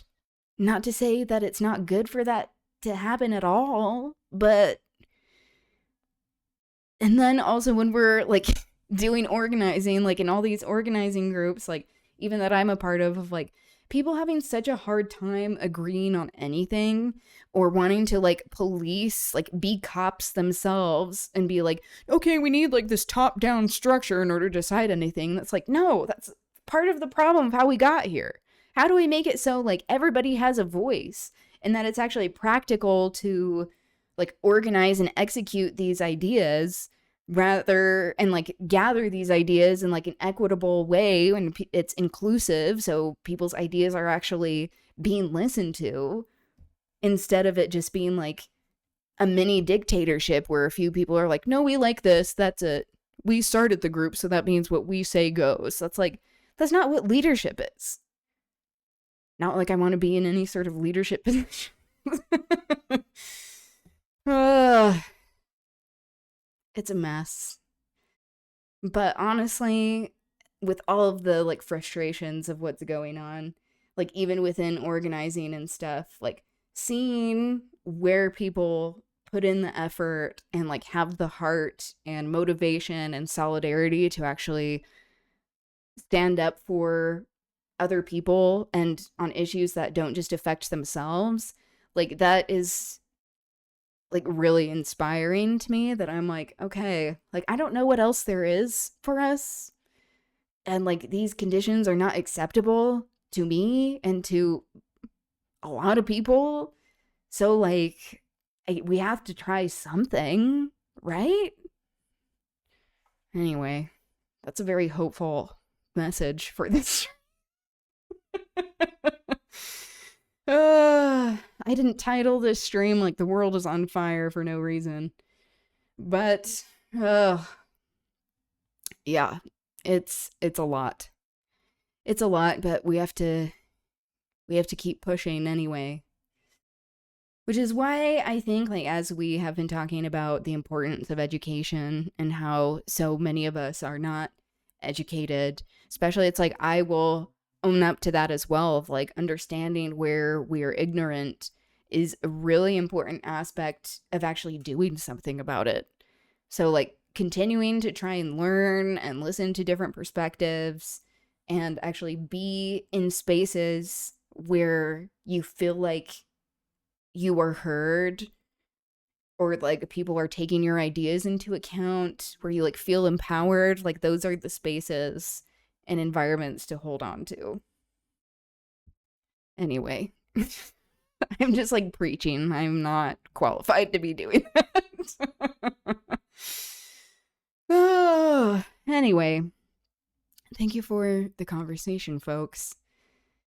It makes me feel, like, not quite as, like, crazy. Sometimes it's like, what's happening here? What's happening? And then you realize that a lot of people are feeling this way. So, in an effort to continue educating ourselves, which is very important in my mind, let us hear from Amy Goodman and what she has to say about world headlines. I think just so that we can get to a little more things that I have planned, I am going to push some of this stuff to tomorrow. I do have some announcements that I want to go over that are more local to Utah, so I want to have room for that. I'm going to speed this up just a tad. Democracy Now!, democracynow.org, The War and Peace Report. I'm Amy Goodman. The U.S. attacked southern Iran on Sunday in what the Pentagon called self-defense strikes. The U.S. sank 2 Iranian ships, claiming they were attempting to lay mines in the Strait of Hormuz. Meanwhile, Iran's Islamic Revolutionary Guard Corps says it shot down a U.S. Reaper drone that entered Iranian airspace. This comes as Iranian negotiators travel to Qatar to discuss a potential ceasefire to end the U.S.-Israel war on Iran. This is Iran's foreign ministry spokesperson speaking Monday. It is true that we have reached a conclusion regarding a large part of the topics under discussion, but to say that this means the signing of an agreement is imminent, no one can make such a claim, for the same reasons you mentioned yourself, because policy-making and decision-making in America have become caught in a kind of institutionalized instability. This comes as President Trump warned Iran to hand over its stockpile of enriched uranium, posting on social media Monday night, quote, "The enriched uranium nuclear dust will either be immediately turned over to the United States to be brought home and destroyed, or preferably in conjunction and coordination with the Islamic Republic of Iran, destroyed in place or at another acceptable location with the Atomic Energy Commission," unquote. Over the weekend, President Trump also urged countries in the region, Saudi Arabia, Qatar, Egypt, Jordan, Turkey, and Pakistan, to normalize relations with Israel by joining the Abraham Accords as part of U.S. negotiations to reach a deal with Iran. On Friday, Tulsi Gabbard, the director of national intelligence, announced she's resigning from the Trump administration. In a statement, Gabbard said, Yeah, all of the Abraham Accords, all of that bullshit, it's just, once again, just being subservient to lobbyist groups for Israel, but also like acknowledging that Israel is this aircraft carrier for U.S. imperialism, and that they realize that they're losing the public, like even people who are conservative. And what is so frustrating about it all is that because Israel, the government of Israel and their genocidal politicians and policies have conflated anti-Semitism and Zionism, it means that there are many conservative people that are just going straight to anti-Semitism. Like they aren't even being like, oh, this is a Zionist thing. They just are saying that like they're just resorting to like very old anti-Semitic tropes and being like, oh, like manipulative people. And it's like, okay, this is why they shouldn't be conflated to begin with, because it hurts all people who are Jewish. But it also means that like you are still continuing, the people in power are still continuing to lose the support of people who normally would be for their like own fascist agenda, but they're just going like even more Nazi style about it. Also, it's a good thing that Tulsi Gabbard is leaving. Excuse me. She said that it was about like her husband's diagnosis, but in reality, I think, and many other people think, that she just saw the writing on the wall, that she was going to be one of the next people to be fired, that she's trying to save face, essentially. That before she joined this administration, she was very vocal about being very against foreign wars, and how it has completely been a 180 for her to be like, oh, I actually support the war, and people are calling her out. And also how like we see many fascists do, like women and marginalized people are thrown under the bus. Like it's not an accident that these women are being fired first out of the administration. How naked do we get on the Patreon? No, that's a good question. Underwear. Mostly that. Actually, not mostly, that is what it is. Just bra and thong, essentially. So if you're not into that, that's okay. I understand. I do post some other things on the Patreon, so like you don't have to watch those things, but yeah. I am wanting to do more like extra educational content, like watching some documentaries and stuff that I'm posting there. So I probably need to like divide things up a little bit more. so that people who are not into that don't have to look at that if they don't want to. I'll figure something out. I apologize if you fall in that camp. I need to work that out. But that's a good question. She's stepping down after her husband was diagnosed with bone cancer. An Israeli airstrike in Lebanon's Bekaa Valley killed 12 people Monday, according to Lebanese state media. The strike came after Israeli Prime Minister Benjamin Netanyahu authorized intensive military operations against Hezbollah, and as Israel called up additional troops to deploy to Lebanon. Despite last month's ceasefire, Israel and Hezbollah have continued to exchange fire on a near-daily basis. Since March 2nd, well over 1 million Lebanese have been forced to flee their homes as Israeli attacks have killed more than 3,100 Don't you get a larger people. cut of subscriptions on In Patreon? Gaza, Israeli strikes Yes, killed that at is least true. 5 I do. Palestinians That at a helps me refugee out a camp lot. in central Gaza Tuesday, according to Palestinian health officials. There is also on the Patreon, like if you aren't interested in that content, which is like completely valid and understandable, there is a level that's like $3 a month. That's just like if you're interested in supporting me more directly, monetarily. It's just like a $3 subscription. It's just part of like lights on. Like, help me survive. Thank you. And then if you're interested in other things, you can do that. But I also need to pursue more options so that I can divide it up if you don't want to see certain things. Because I completely understand that. The strike hit a group of residents who had left their homes to confront an Israeli-backed Palestinian militia attempting to move into an area east of Makhazi camp, according to medics and witnesses. It follows another Israeli strike on a tent encampment Monday in the Mawasi area of Khan Yunis, which killed 2 people and wounded 17 others, including children. A 6-year-old girl, Manatala Abu Libda, was among the dead. This is the girl's grandmother. This little girl, a little bird from the birds of paradise, was playing at the door of her home. God intended that instead, like children of the world should be celebrating Eid, preparing for Eid, this is what happens to her, an innocent child who has done nothing wrong. In Spain, activists from the global Samud flotilla were beaten by police officers at Bilbao. Like, what will it take for people? I mean, this is largely why so many people are angry and turning against Israel, is because of their genocide. But like, how much more of this has to go on before like we as a people just completely rise up and say no? Like, it can't happen there. Like, these same like systems of violence can't be used elsewhere in the world. They can't be used on us domestically. Like, and the way that some people do not understand that all of this returns home, like even from that very selfish perspective of self-interest, that like, oh, so you don't care about like children, like the people who are like, oh, I'm pro-family values, except it only has to be like white Christian children with blonde hair and blue eyes, and if they're straight and cis, that's like, how does that even make sense? Pro certain life. It's not pro-life. It's like, it's pro-death in so many ways. I saw a video about the railroad strikes of the early 1900s. Kind of feels like we need something like that again. Yeah. And like, it's not an accident that there are so many workers going on strike right now.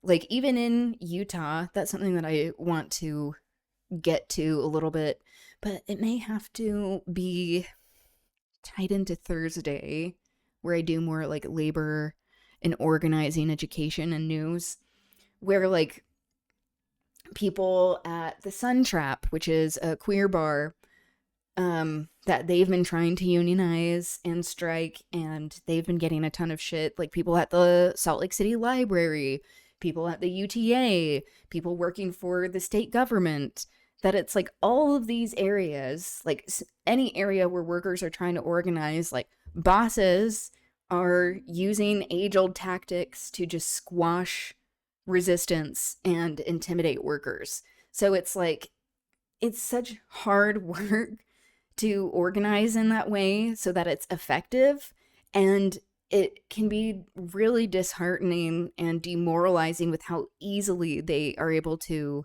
just crush our resistance. But that's why it's like good to be getting involved now. Like if you don't have a union at your workplace, like learning about how to unionize and getting involved with like labor leaders who can help, or if there are unions, like getting a little more involved and seeing what they're about, because like that is one of the best ways to protect us, is by actually getting involved in this way. Like that's the reason we have any sort of paid leave. That is because of union workers striking. Any sort of like having a weekend, a limited work day, an 8-hour work day. This all has to be, this is all credit due to union workers and striking. Airport on Saturday. After they returned home from But being yeah, intercepted transportation, at sea, abducted, labor, and they've abused by been Israeli forces at while the attempting heart to deliver humanitarian aid to of Gaza. organizing At least 4 and people workers' were arrested rights. after members of the autonomous police force for Spain's Basque Country, known as Ertzaintza, used batons to attack activists, family members, and supporters who gathered to pose for pictures. The police violence drew attention to the more than 1.66 million euros, about $1.9 million worth of security contracts between Basque police forces and an Israeli firm run by a former Mossad agent to provide body armor, surveillance technology, and tactical training courses. Meanwhile, 15 U.S. Samud flotilla activists held a news conference at JFK Airport on Sunday morning. We'll speak to Alex Colston, a U.S. citizen and flotilla participant who writes for Zateo and was part of that news conference. Just the violence is so shocking, and it should continue to shock us. It's not surprising, but it should continue to disgust us and be revolting to us. Because, like, with so much ease that they were being so violent is so deeply concerning. And that's what they're willing to do in public. That's what they're willing to do when they're being recorded. Like, there's a reason why the IDF, why the Israeli state, they have killed more journalists and reporters than any other time of war, which this isn't a war, to be clear. Any other type of, like, conflict, which is not even a conflict. It's just genocide and occupation. It's like any other type of situation from any other government. They have killed more journalists and reporters. And that's why they are also killing so many medical personnel, because they witness firsthand all of the atrocities that are happening. This comes They don't as Israeli want National witnesses. Security Minister Itamar Ben-Gvir has been barred from entering France. France's foreign ministry cited Ben-Gvir's, quote, incitement of hatred and violence against Palestinians, unquote, as well as video he shared. That's what it takes. When we saw the just repudiation of South African apartheid, how that was a movement that had to build over years and years in order to get support. But like, that was one of the only ways that it was effective, is the BDS, which is boycott, divest, sanction, and we also need P in there, prosecute. We need to prosecute people. Because, like, once they were losing favor with all of these cultural institutions as well, losing favor with the ruling class of these countries, of being like, oh, we aren't actually going to let you in. Oh, we aren't actually going to acknowledge that you are a valid representative for a place that does not acknowledge human dignity. It's like, that is what it takes. Aired last week, showing him taunting dozens of activists from the global Samud flotilla who'd been abducted by Israeli forces and pushed to the ground face first with their hands bound behind their backs. We'll have more on this story later in the broadcast. In New Jersey, police arrested 10 activists at a port in the city of Elizabeth on Friday morning as they attempted to stop a shipment of weapons, components, and ammunition bound for Israel. Maersk, speaking of Denmark, they're a huge weapons manufacturer that sends a lot of ammunitions and weapons to Israel. Officers used power tools to separate protesters who chained themselves together to halt truck traffic along a main road for several hours. In a statement, one of the activists said, quote, "We blockaded the terminal to stop the U.S. government from violating its own laws by sending weapons to Israel to commit war crimes and genocide." Hello. Unquote. In Newark, New Jersey, about 300 detainees at the ICE jail known as Delaney Hall have been on hunger strike since Friday to protest inhumane conditions and due process violations. Delaney Hall is operated by the private prison company Geo Group. Tensions escalated on Sunday when ICE removed a hunger strike organizer, Martin Soto, prompting protesters outside the ICE jail to block a van being used to take him away. Masked ICE agents responded by firing tear gas and pushing people to the ground. New Jersey's Democratic Governor Mikey Sherrill joined federal lawmakers outside Delaney Hall, but was denied entry. Democratic Senator Andy Kim and New Jersey. That's illegal. It's illegal. Everything that they're doing is illegal. Like all of it, like what they're doing in Delaney Hall, the fact that they won't allow any sort of oversight, this is concerning. And guess what? The similarities that we saw of what was happening in Israel, what they were doing to people who were resisting what's going on. Very interesting that it looks so similar. If we think that this shit doesn't happen on US soil, like people just have to open their eyes and see.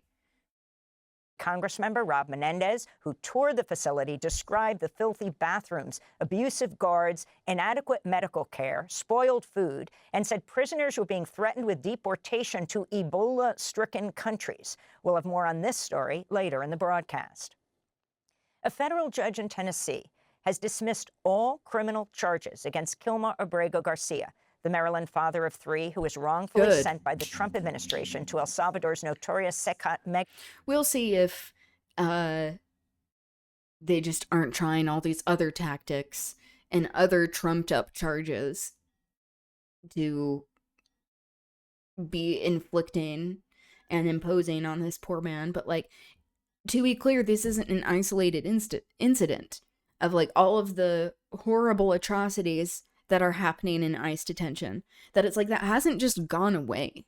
Like, we have concentration camps, and like we've had concentration camps for a while of like these detention centers, whether people are wanting to acknowledge that or not, of like it didn't just start in this administration, but like how it has escalated really can just not be ignored.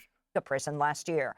After Abrego Garcia won his deportation case, the Justice Department attempted to bring human minimized or smuggling ignored charges to begin against him, with. stemming from a 2022 traffic stop in Tennessee. But on Friday, U.S. District Judge Waverly Crenshaw ruled actions taken by then Deputy Attorney General Todd Blanche, now Attorney General, had tainted the investigation with a, quote, vindictive motive, unquote. Judge Crenshaw added, quote, the evidence before this court sadly reflects an abuse of prosecuting power, unquote. To see our coverage of Kilmar Abrego Garcia's case, go to democracynow.org. The Trump administration announced Friday that most immigrants seeking green cards must return to their home countries to apply.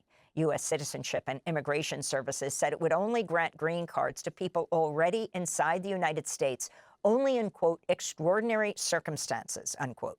Yeah, it's just overtly racist, part of this Christian nationalist, white supremacist project of ethnic cleansing, where, like, they're trying to create this apartheid system in the U.S., and then for them to be like, oh, you can only be approved if you go home. And then I wonder then what happens. They just won't ever be approved. But it also is extremely racially motivated. Green card applicants will now have to go through consular processing abroad rather than adjusting their status from within the United States. At the White House, a gunman was killed after opening fire on a U.S. Secret Service checkpoint Saturday evening. An NBC News team reported hearing between 20 and 30 shots as Secret Service agents directed reporters to take cover inside the press briefing room.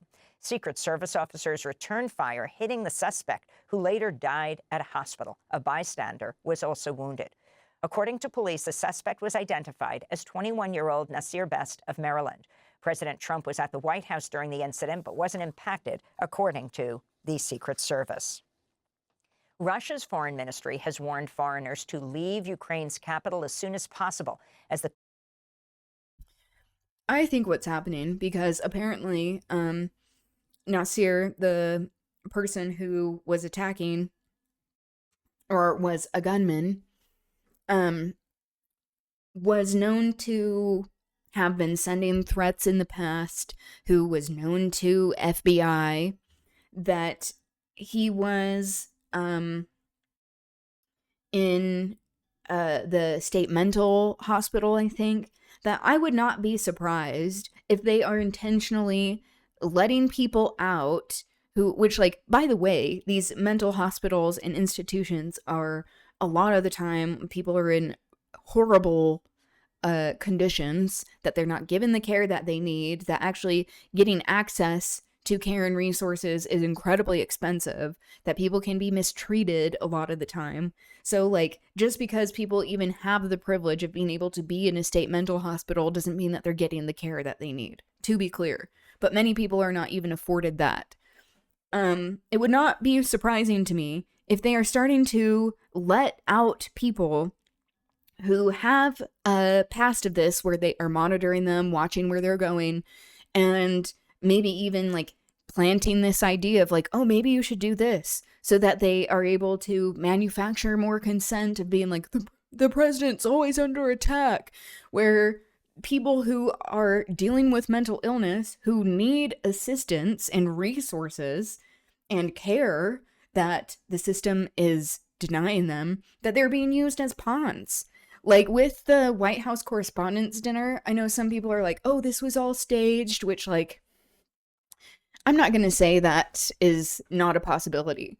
But I also would not be surprised, like, what may be more of a possibility to me is that they knew this was happening, and then they were monitoring this person and just didn't do anything about it until he was there, as a way to be like, oh, like, you need to stop calling the president Hitler, or, like, you need to, like, we need to protect the president, like, using it as this PR stunt, using it as a way to just co-opt the news cycle once again with another assassination attempt. But they're using people as collateral damage, and then they don't care when they're like, oh, there's a gunman, and then shooting these people.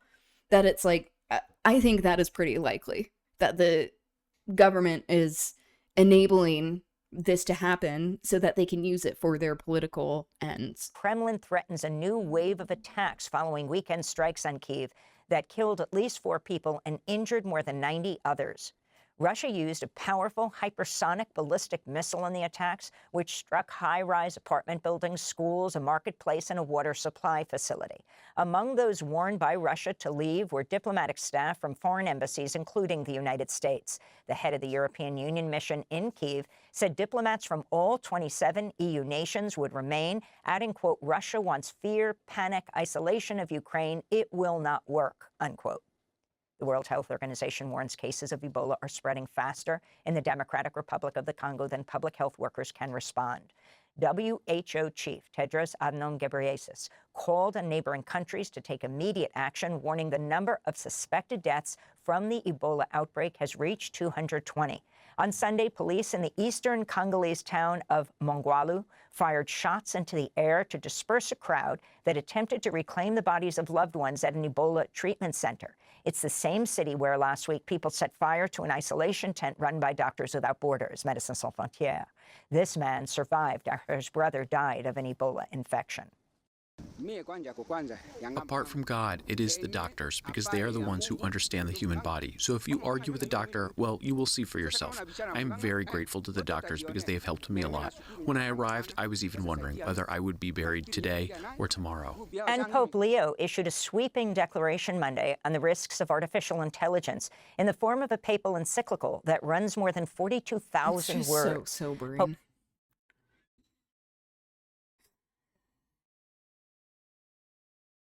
After this, I'm gonna play a word game. I need a break. I guess one thing, like, it is good to hear that the Pope is concerned about AI. That was something I was not expecting whatsoever. I'm surprised by, but good to hear. Leo presented it alongside Christopher Olah, a co-founder of the AI company Anthropic. The encyclical calls for government regulation, retraining workers, better education for students, protections for children, and safeguards to... Although, I mean, working alongside someone who is part of, like, starting AI with OpenAI, that is suspicious and concerning. Sure that humans and not AI models will make decisions on the use of weapons. This is Pope Leo. Artificial intelligence already touches many areas of our lives and affects decisions that shape human coexistence. It is also dramatically changing how war is waged. And those are some of the headlines. This is Democracy Now!, democracynow.org, the War and Peace Report. I'm Amy Goodman, back in New York, with Democracy Now!'s Juan Gonzalez in Chicago. Hi, Juan. Hi, Amy, and welcome to all of our listeners and viewers across the country and around the world. Thanks for watching Democracy Now! On YouTube. Subscribe to the channel and turn on notifications to make sure you never miss a video. And for more of our audience-supported journalism, go to democracynow.org, where you Saw this recommended to me. Death row prisoner survives botched execution attempt. The death penalty is immoral. That's not to say that there aren't people who do horrible things, but we have to acknowledge how disproportionately this has been used to target minorities, particularly people who are non-white, especially black people, especially black men and women. And then when there are these other intersections of marginalization, like with queerness and disability and documentation status, where it is very clear that like political enemies are often put on death row because of trumped up charges, like Mumia, where he has been in prison where they originally were accusing him of murder and he got his death sentence commuted. It just is immoral. The government should not be deciding who lives and dies when the government is this rotted system that cannot be trusted to do so, when the people who are making these decisions are often the ones, they would be some of the best candidates for this. But like, if that is ever a thing, it should be decided in like a democratic way. And most of the time it's like, okay, which leaders need to go? Because like, that is also where we're at. Like, there's some people that like can't be rehabilitated. Like, Nazis can't be rehabilitated. Especially now, when there are so many Nazis and Klansmen that are in the White House, that are in Congress, that are in all of these state governments and in law enforcement, as we were talking about law enforcement, that it is institutionalized racism and violence. Okay, I need a bit of a break. Let's get a little bit of a break in there, and then I'll make an announcement for people that are local.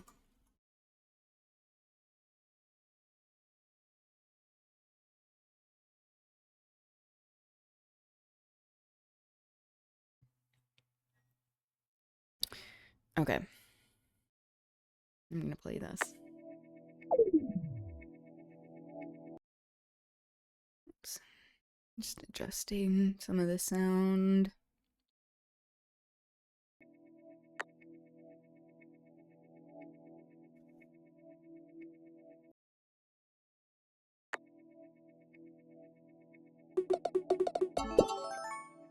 Past, pads, ads, pass. Let's get that out of the way. Ed.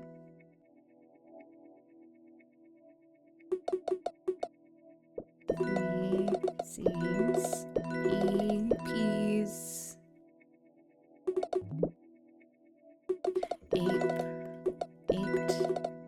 apes is apes. No, that's not a word.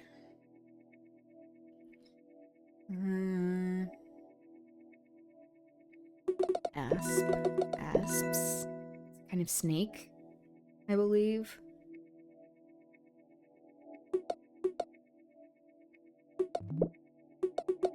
Dap? No, not a word. Apparently.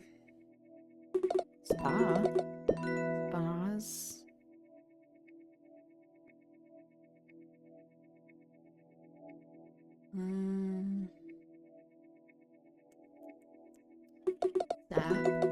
Saps.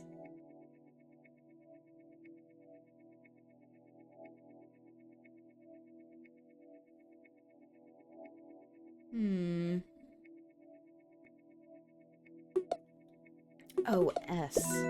I've looked this up before, and a lot of these weird words like that, like S, or like L's, they're like these weird measurements that I don't understand. Apps?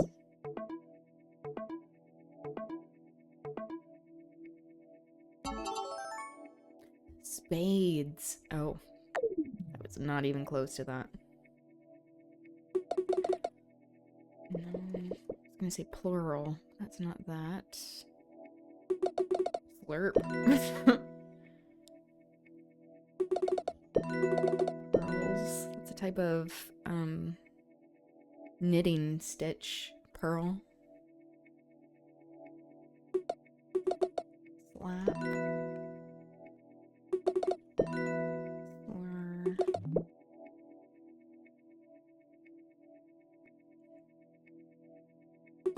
Rubles?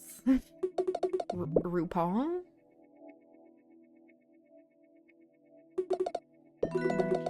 Laps.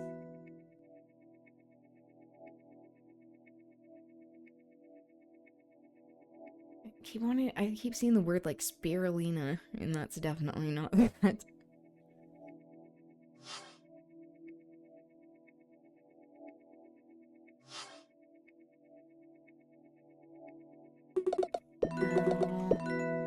Pals.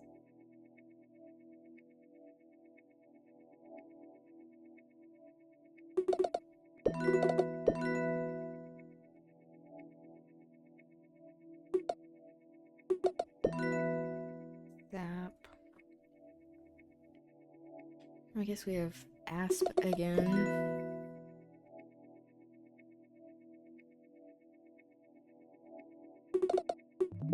Mars. Sup.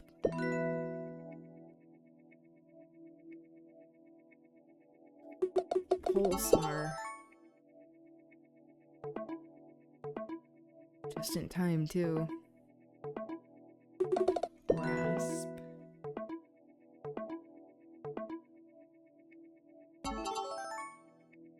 Supra. Helps.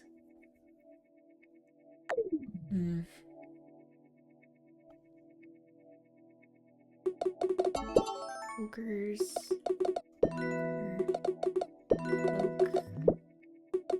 Pokes. Pores. Ropes.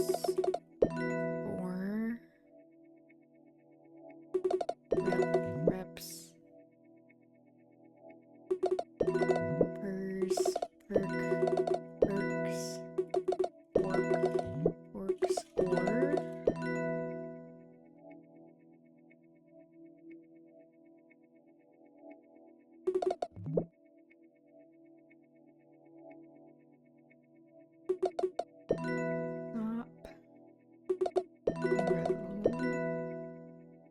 Rose. Did I do that? Oh, yes, I did.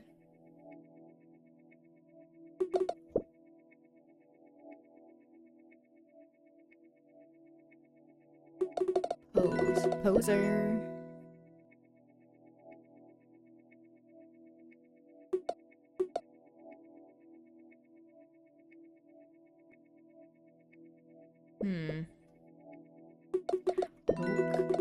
Poker. Oh wait, I already did that.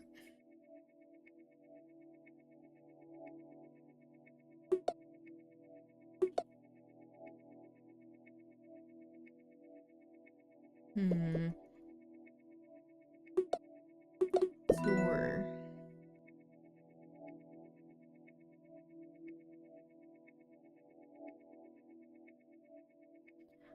this last one.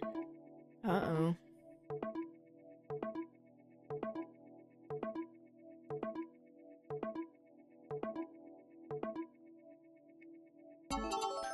Rose. Damn it. Should have gotten that one. Gilded. Gild. Glided. Glide. Glid. Glid.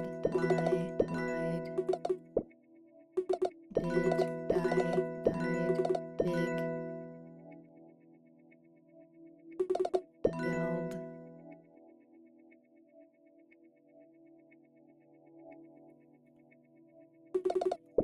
Already did that. Lay.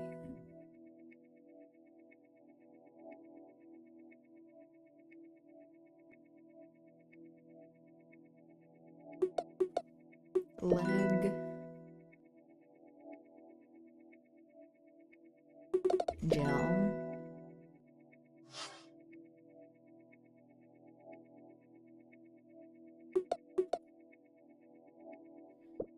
That first. This one. Belly.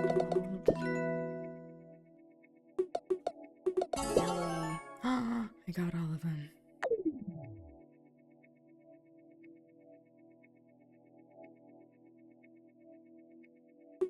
Rest.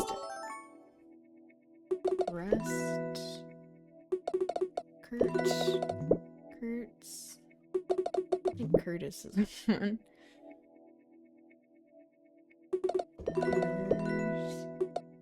Stir.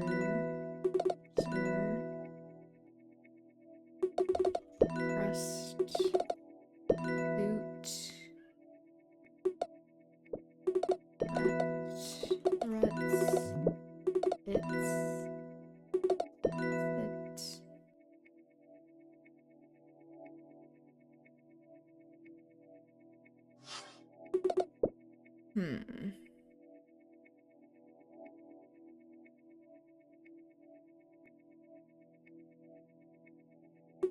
Sit.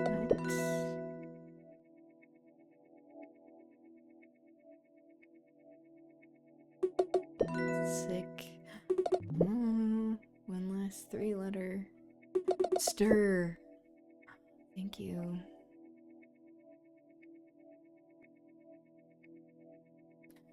Juniper! Come here! I hear her meowing.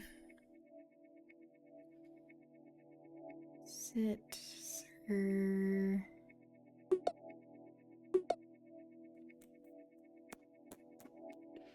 could this last one be?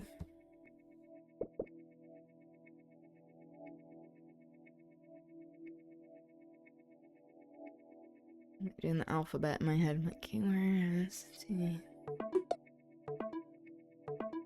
Take? Whoops.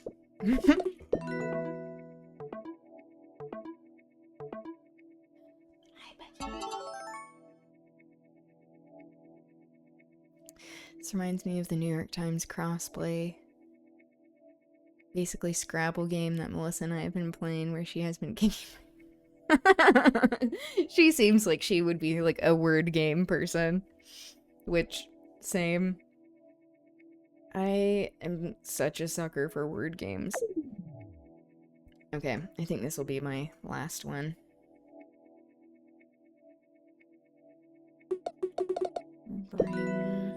Boring. Bong. Ring. Groin. Bog. Rig. Big. Bin. Gin. That's a good one. She's such a nerd. I mean, same. We can relate. Yes, for a subscription to the New York Times word game thing. That's so cute. I love that.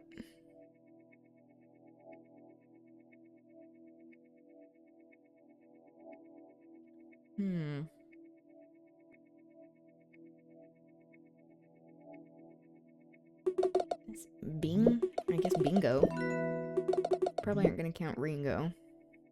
Nope. Nib. Knob. Rob. Gob. Orb. Nor. I've beat her 2 of the last 10 games. Man, you have to start from somewhere.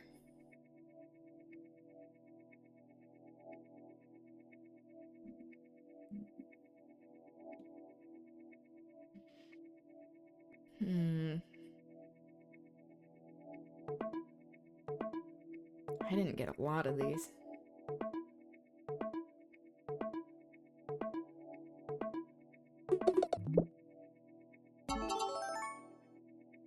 Robin. Brig. Iron. Rib. Ion. Bio. Wow. I found out that dookie is a playable word. I was heated because it would have won me the game.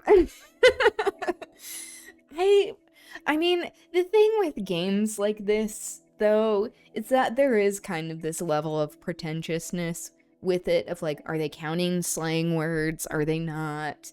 Because like, I'm pretty sure dookie's in the dictionary, but like, the editor at the New York Times was like, no, not for me. So it's like, it's not part of the AP style guide. It's like, okay. Za is a word in Scrabble. I didn't know that. Interesting. My partner and I, Little Stuart is my son. That's his username on Twitch. Not that I'm randomly claiming him as my child. Stuart Little, that is. We have been playing Bananagrams more, and that's a fun game. It's really hard, where you have to, like, practice the art of letting go, where you're like, oh, I guess I have to, like, restart this shit sometimes. I have to be okay with that. And that can be heartbreaking, where we've now, like, come to a point where we're like, okay, if there's, like, a word we're really proud of, we have to just, like, pause and be like, can I tell you, like, look at my words for a sec, because this is really cool what I just did. Also, key. I didn't know that. Interesting. I'm guessing like pi, P-Y, P-I probably is one. Okay. So I'm trying to choose what I want to show next.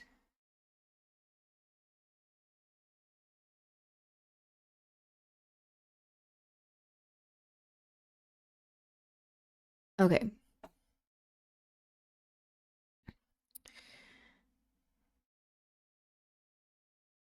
When you get a sick word and it's worth 10 points, exactly. And then you get like all of these like shit letters and you're like, I guess like I have to destroy it all. It's not what I want, but okay. That's when you have to just be like, congratulate me for a sec. Compliment me and then we can move on. Okay. So before we move on to some other things, I did want to get this out here.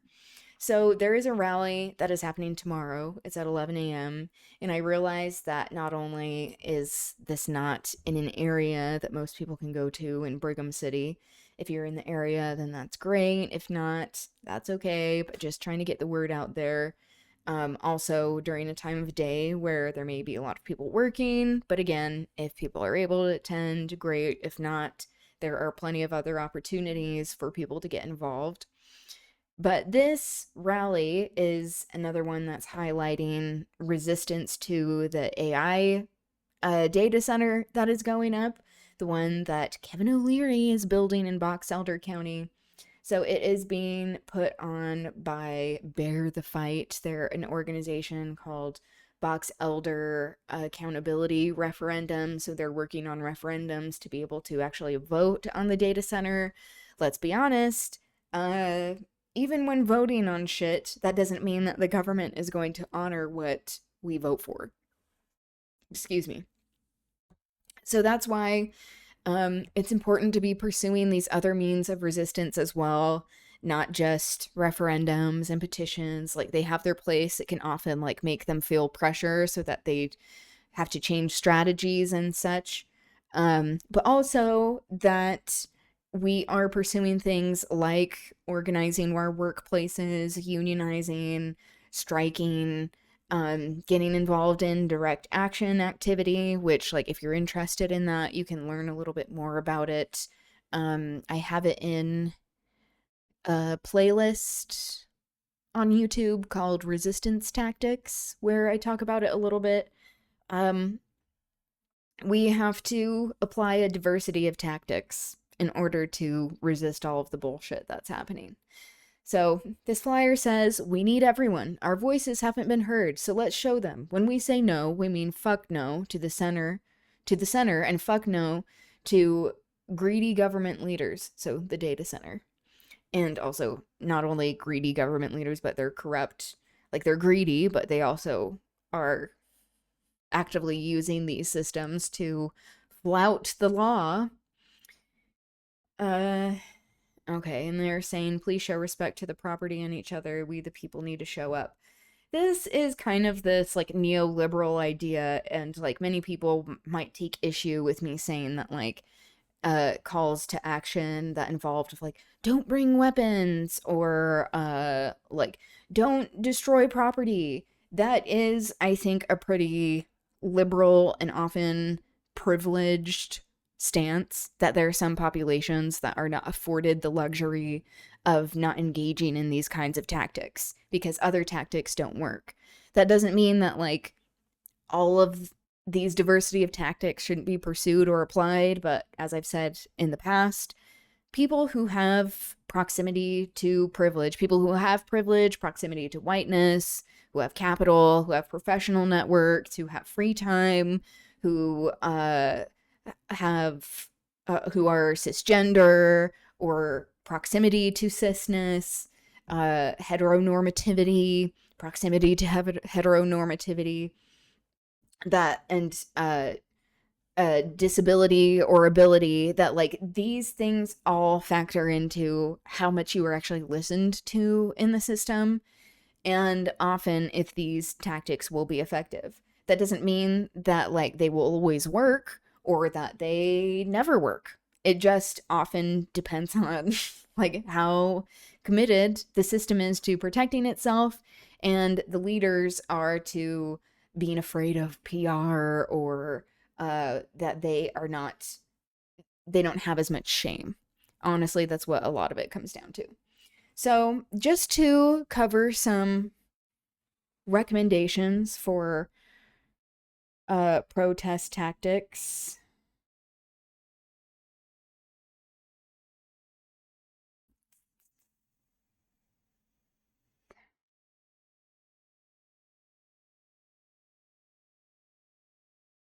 Let's see.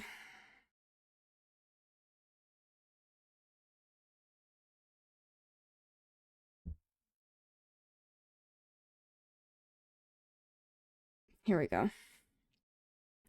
Okay, so just going over some protest safety tips. Make sure that when you are going to a protest that you bring someone, and this is not only to make sure that, you know, there are safety in numbers, it helps to actually have more people who show up, but someone who knows your location at all times. That is very important. Making sure that you dress for the weather, that you aren't overheating, that you're actually able to stay warm if you need, making sure that you bring a water bottle, staying hydrated, especially like a plastic water bottle. This can double as hydration, as well as if tear gas or pepper spray is used by law enforcement to rinse it out of your eyes. It is recommended to wear eye gear, so whether that is just glasses, like regular glasses or sunglasses, this also protects your eyes. It's much harder to get tear gas, pepper spray out of your eyes if you're wearing contacts. Make sure that you do bring your ID with you, especially if you happen to be picked up by law enforcement, so that you can prove who you are. Let's see. Don't engage with counter protesters, because often they that is what they're wanting. They want engagement of some sort. Make sure that you are bringing supplies there that make you feel safe. So, also coming with like signs in order to protest. If you have like a petition that you're wanting to get signatures for, like using these events as a way to do networking, getting to know people, that is highly recommended. Not only is it a way to strengthen the causes that we're fighting for, it also is a way to make it so that there are more people that are aware of who is there, that you can help keep track of each other, look out for each other. Always wear a mask. I know that in Utah, there are some no mask laws in going to protests. Not only is this extremely ableist, just outrightly, for people who have autoimmune disorders, who are immunocompromised, it is also a tactic to, target people with disabilities. It is a way to surveil people. They are already creating these databases of protesters. This is how they were able to target Renee Nicole Good and Alex Pretty while they were resisting, among many other people who have been targeted by ICE and by law enforcement when they are attending protests. But for them specifically, that happened because they were engaging in protest work. This is especially important. Do not take pictures of people with their faces in it. And I know that it can be helpful to spread the word and make it so like, oh, there are actual human beings here. We aren't afraid to show ourselves. And I've seen that also as an argument for people to say, like, not to wear masks, of like, well, we're not like them. We aren't afraid to like stand up for what we believe in and show our faces. Okay, but we also need to protect ourselves in the meantime. And like they have the luxury of having this whole governmental system behind them. And we have to take measures to protect ourselves because they are not looking out for us. It also means that we shouldn't be taking pictures of people without their consent anyway. That's my opinion, just like ever. But particularly in protest situations, like they are actively going through people's photos and trying to identify people. They are using this technology that we are fighting against, AI technology and facial recognition, surveillance technology, in order to identify people and target them. So keep that in mind. But if you do take pictures of any sort, make sure that there's not any sort of identifiable information of people there. And also to scrub metadata with your photos. So you can go into the time and place in your photos and say, like, I never want the location to be acknowledged on my photos. You can change the date and the time, which is recommended so that they can't pinpoint where you were, because this is embedded in photos when you post them. And this is especially important, particularly in the US, but do not call law enforcement under any circumstances, because even if they make you feel safe, that does not mean that if they show up that they will not immediately shoot or brutalize someone on site without any questions asked. And it is extremely selfish to be putting people in this circumstance, even if you have the privilege and like proximity to power structures that make it so you are not afraid of law enforcement or you feel safe around them. They do not view you as a person. They view you in terms of these systems because they protect systems. They don't protect human beings. And even if you know someone who's like, oh, they're a nice cop, or I know like this, like spouse of a cop or former law enforcement, it's like, to be honest, this is not that common of a phenomenon. And it is really hard to be in these positions without actively internalizing these power structures and acting in a way that these power structures are intended to be acted in, I guess. If you are feeling in danger, make sure that you are contacting the people that you are with, making sure that you are regularly updating, like actively making sure that you know where everyone is, that you have a meeting point if you somehow get separated, that there sometimes it's helpful to like write a phone number on your arm if you can't remember someone's phone number, or if it's like the local ACLU chapter if you get arrested. It also is important to call fellow organizers, friends, family before you call law enforcement, because often law enforcement does not help situations. They make things worse, and it puts many people in danger. Like, that has to be abided by.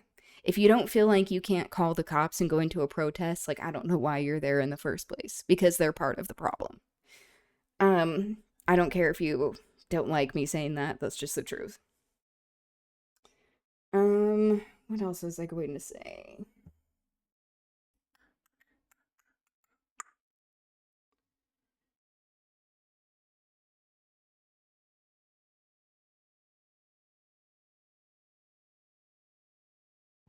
Oh yeah, I already talked about the meeting spot.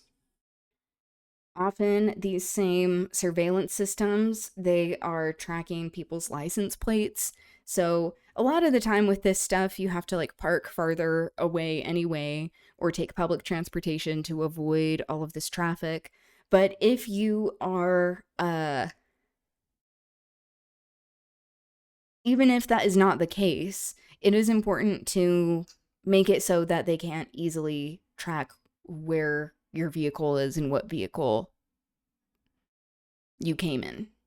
So you would rather park farther away, use public transportation, which some people have to do that out of necessity anyway, in order to protect your identity and the identities of people that you're going with. And anyone who is associated with using that vehicle as well, that can put them in danger. So that may sound like it's overly cautious, but honestly, that is what it comes down to. We have to protect ourselves because these systems are not built to protect us. All right.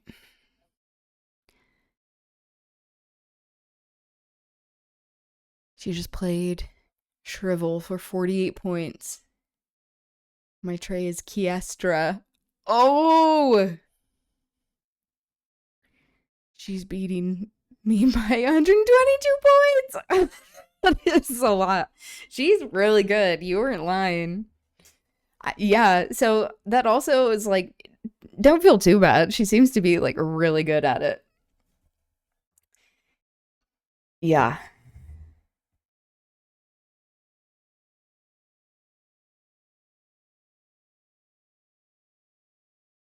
Feels like the minimum. Yeah, but I mean, this kind of stuff people do not necessarily think about. And especially if you have not had any like unsavory interactions with law enforcement. Hi, buddy. Hi. Come here. Or any like negative experiences at protests, especially going up against like counter protests or like the powers that be that you're protesting against, that people can go into these situations very naive, that it's looked at as like a social event, almost like it can be used for like scoring social points, and it's like that's not the point. It's to make it so that we can make a difference, and we also are not putting ourselves and other people unnecessarily in danger and under scrutiny that we don't need to be.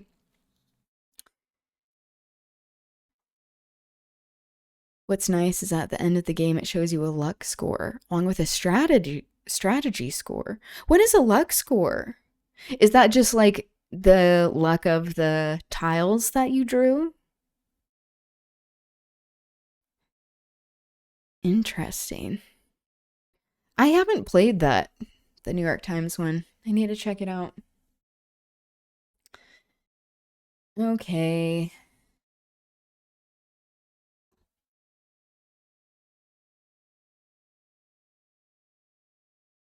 So, hi. Come here, Teeny. I did want to get to a bit of the reading. Tomorrow, I'll get into more national news, especially with what's happening locally, so that we get an update. But there is a lot going on. It can be hard to keep track of everything. What helps me a lot is throwing random letters together and finding out that it is an acceptable word. Honestly, that can be a really helpful technique, where it's like, if you get too much in your head about like trying to make a particular word, or like there are like a couple of letters that are like driving you nuts, where you're like, why isn't this working? It's like that can help you get out of that, like being so fixated on it, honestly. Okay. Putting on my reading gloves. Let's read The Scarlet Pimpernel. Thank God we're almost done with it, because it really is annoying. The writing is not very good, but you know, it is what it is. This chapter is a little bit longer, so I think I'm only gonna be able to read a few pages off of it. All right. She played Neeps. I did not know that was a word. That is wild. Damn. Yeah, that's next level. Okay. So in the previous chapter of The Scarlet Pimpernel,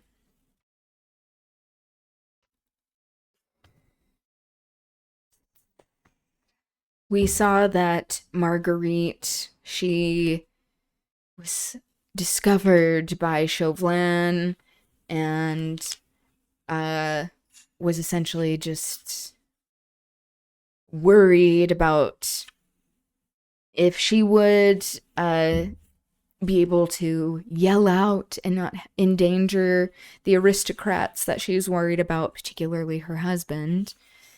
And right at the end of the chapter, we hear someone singing God Save the King. Oh, the aristocratic call to arms, ultimate call to safety, is talking about how there is the divine right of kings. Maybe I will encourage her to start a game with you if you're interested. Yeah, that would be fun. I would love that. Oh, wasn't sure if she was gonna go outside or not. Teeny. Hey.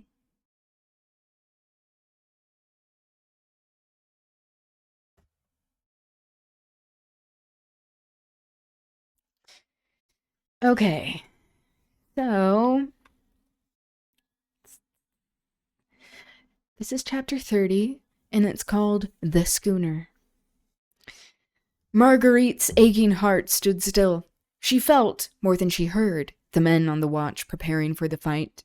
Her senses told her that each, with sword in hand, was crouching ready for the spring.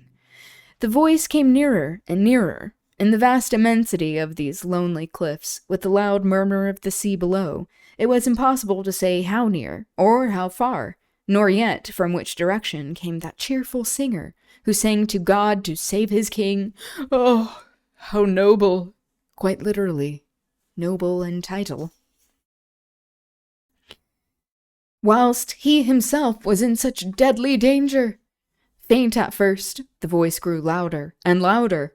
From time to time, a small pebble detached itself, apparently, from beneath the firm tread of the singer, and went rolling down the rocky cliffs to the beach below. Marguerite, as she heard, felt that her very life was slipping away, as if when that voice drew nearer, when that singer became entrapped, she distinctly heard the click of Degas' gun close to her. No, no, no, no! Oh, God in heaven, this cannot be! Let Armand's blood then be on her own head. That's the name of her brother. Let her be branded as his murderer. Let even he, whom she loved, despise and loathe her for this. But God, oh God, save him at any cost. With a wild shriek, she sprang to her feet and darted round the rock, against which she had been cowering. She saw the little red gleam through the chinks in the hut. She ran up to it and fell against its wooden walls, which she began to hammer with clenched fists in an almost maniacal frenzy, while she shouted, "Armand! Armand! For God's sake! Fire! For God's sake, fire! Your leader is near! He is coming! He is betrayed! Armand! Armand, fire in heaven's name!" She was seized and thrown to the ground. Okay, so she waited that long. She was like, "Oh no, but if I scream, then they're gonna be caught." And it's like, you waited long anyway until they were even more threatened. She was seized and thrown to the ground. She lay there moaning, bruised, not caring, but still half sobbing, half shrieking. "Percy, my husband! For God's sake, fly! Armand! Armand! Why don't you fire?" "One of you stop that woman from screaming," hissed Chauvelin, who could hardly refrain from striking her. Something was thrown over her face. She could not breathe, and perforce she was silent. The bold singer, too, had become silent, warned, no doubt, of his impending danger by Marguerite's frantic shrieks. The men had sprung to their feet. There was no need for further silence on their part. The very cliffs echoed the poor, heartbroken woman's screams. Chauvelin, with a muttered oath, which boded no good to her, had dared to upset his most cherished plans, had hastily shouted the word of command. "Into it, my men, and let no one escape from that hut alive." The moon had once more emerged from between the clouds. The darkness on the cliffs had gone, giving place once more to brilliant, silvery light. Some of the soldiers had rushed to the rough wooden door of the hut, whilst one of them kept guard over Marguerite. The door was partially open. One of the soldiers pushed it further, but within all darkness, the charcoal fire only lighting with a dim red light the furthest corner of the hut, the soldiers paused automatically at the door, like machines waiting for further orders. Chauvelin, who was prepared for a violent onslaught from within, and for a vigorous resistance from the four fugitives, under cover of the darkness, was for the moment paralyzed with astonishment when he saw the soldiers standing there at attention, like sentries on guard, whilst not a sound proceeded from the hut. Filled with strange, anxious foreboding, he too went to the door of the hut, and peering into the gloom, he asked quickly, "What is the meaning of this?" "I think, citoyen, that there is no one there now," replied one of the soldiers imperturbably. "You have not let those four men go?" thundered Chauvelin menacingly. "I ordered you to let no man escape alive. Quick, after them all of you. Quick, in every direction." The men, obedient as machines, rushed down the rocky incline towards the beach, some going off to right and left as fast as their feet could carry them. "You and your men will pay with your lives for this blunder, citoyen sergeant," said Chauvelin viciously to the sergeant, who had been in charge of the men. "And you too, citoyen," he added, turning with a snarl to Degas, "for disobeying my orders." You ordered us to wait, citoyen, until the tall Englishman, wow, I'm just like making up words. The tall Englishman arrived and joined the 4 men in the hut. No one came, said the sergeant sullenly. But I ordered you just now, when the woman screamed, to rush in and let no one escape. But, citoyen, the 4 men who were there before had gone some time, I think. You think? You, said Chauvelin, almost choking with fury. And you let them go? You ordered us to wait, citoyen, protested the sergeant, and to implicitly obey your commands on pain of death. We waited. I heard the men creep out of the hut not many minutes after we... Wait, no. I heard the men creep out of the hut not many minutes after we took cover, and long before the woman screamed, he added, as Chauvelin seemed still quite speechless with rage. Hark! Said Degas suddenly. In the distance, the sound of repeated firing was heard. Chauvelin tried to peer along the beach below, but as luck would have it, the fitful moon once more hid her light behind a bank of clouds, and he could see nothing. One of you go into the hut and strike a light, he stammered at last. Stolidly, the sergeant obeyed. He went up to the charcoal fire and lit the small lantern he carried in his belt. It was evident that the hut was quite empty. Which way did they go? Asked Chauvelin. I could not tell, citoyen, said the sergeant. They went straight down the cliff first, then disappeared behind some boulders. Hush! What was that? All 3 men listened attentively. In the far, very far distance, could be heard faintly echoing and already dying away the quick, sharp splash of 6 oars. Chauvelin took out his handkerchief and wiped the perspiration from his forehead. The schooner's boat, was all he gasped. Evidently, Armand St-Just and his 3 companions had managed to creep along the side of the cliffs, whilst the men, like true soldiers of the well-drilled Republican army, had, with blind obedience, and in fear of their own lives, implicitly obeyed Chauvelin's orders, to wait for the tall Englishman who was the important capture. They had no doubt reached one of the creeks, which jut far out to the sea on this coast at intervals. Behind this, the boat of the Daydream must have been on the lookout for them, and they were by now safely on board the British schooner.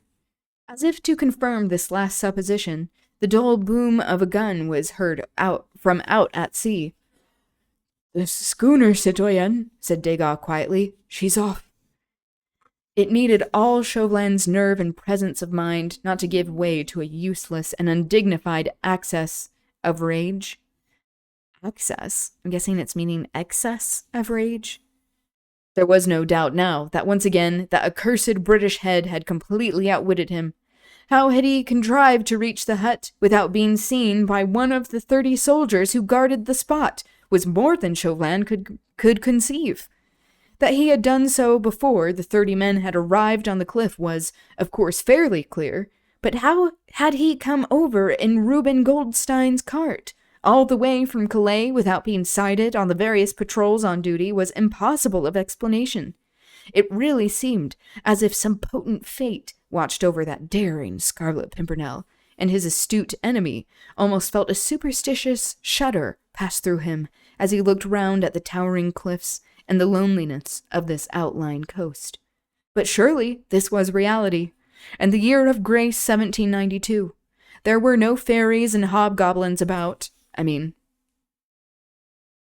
there are some fairies. Anyway. Chauvelin and his 30 men had all heard with their own ears that accursed voice singing God Save the King, full 20 minutes after they had all taken cover around the hut.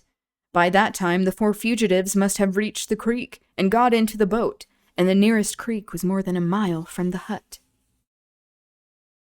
Okay. I think that's all I have time for today. But we will finish chapter 30 tomorrow. And then we have chapter 31. After that, we're done. And then we can get reading the Communist Manifesto. Anyway, I realized that was a lot. Everything we went over today. there is a lot going on and a lot of things that are not great, but, you know, more we're talking about it, making plans for doing something about it, trying a diversity of tactics, educating ourselves. I think this is really what we have in our power. So I think you'll be a better match for her, for Melissa in the word game. I mean, I would love to play a word game with her. She seems like she is extremely good at it. So I think we would have a good time. Okay, that's going to be it for me today. But thank you for being here. Tomorrow also is Banned Book Club. We're reading, to the end of the section that's in this book, page 32. It is to the chapter, "Here is the house it is green and white, it has a red door, it is very pretty, pretty. So, there we go. It is an incredible piece of art that we are lucky to be reading. So we'll watch a little bit of commentary about the reading, about Toni Morrison, hear from Toni Morrison, and yeah, get some good perspectives there while we discuss, if you're interested in joining the Banned Book Club discussion. So anyway, thank you for being here. It was lovely chatting with you all. I hope you have a good rest of your day, evening. You can take time for yourself, engage in some self-care, do what you need to do to keep fighting this fight. And I will see you soon. Okay, bye.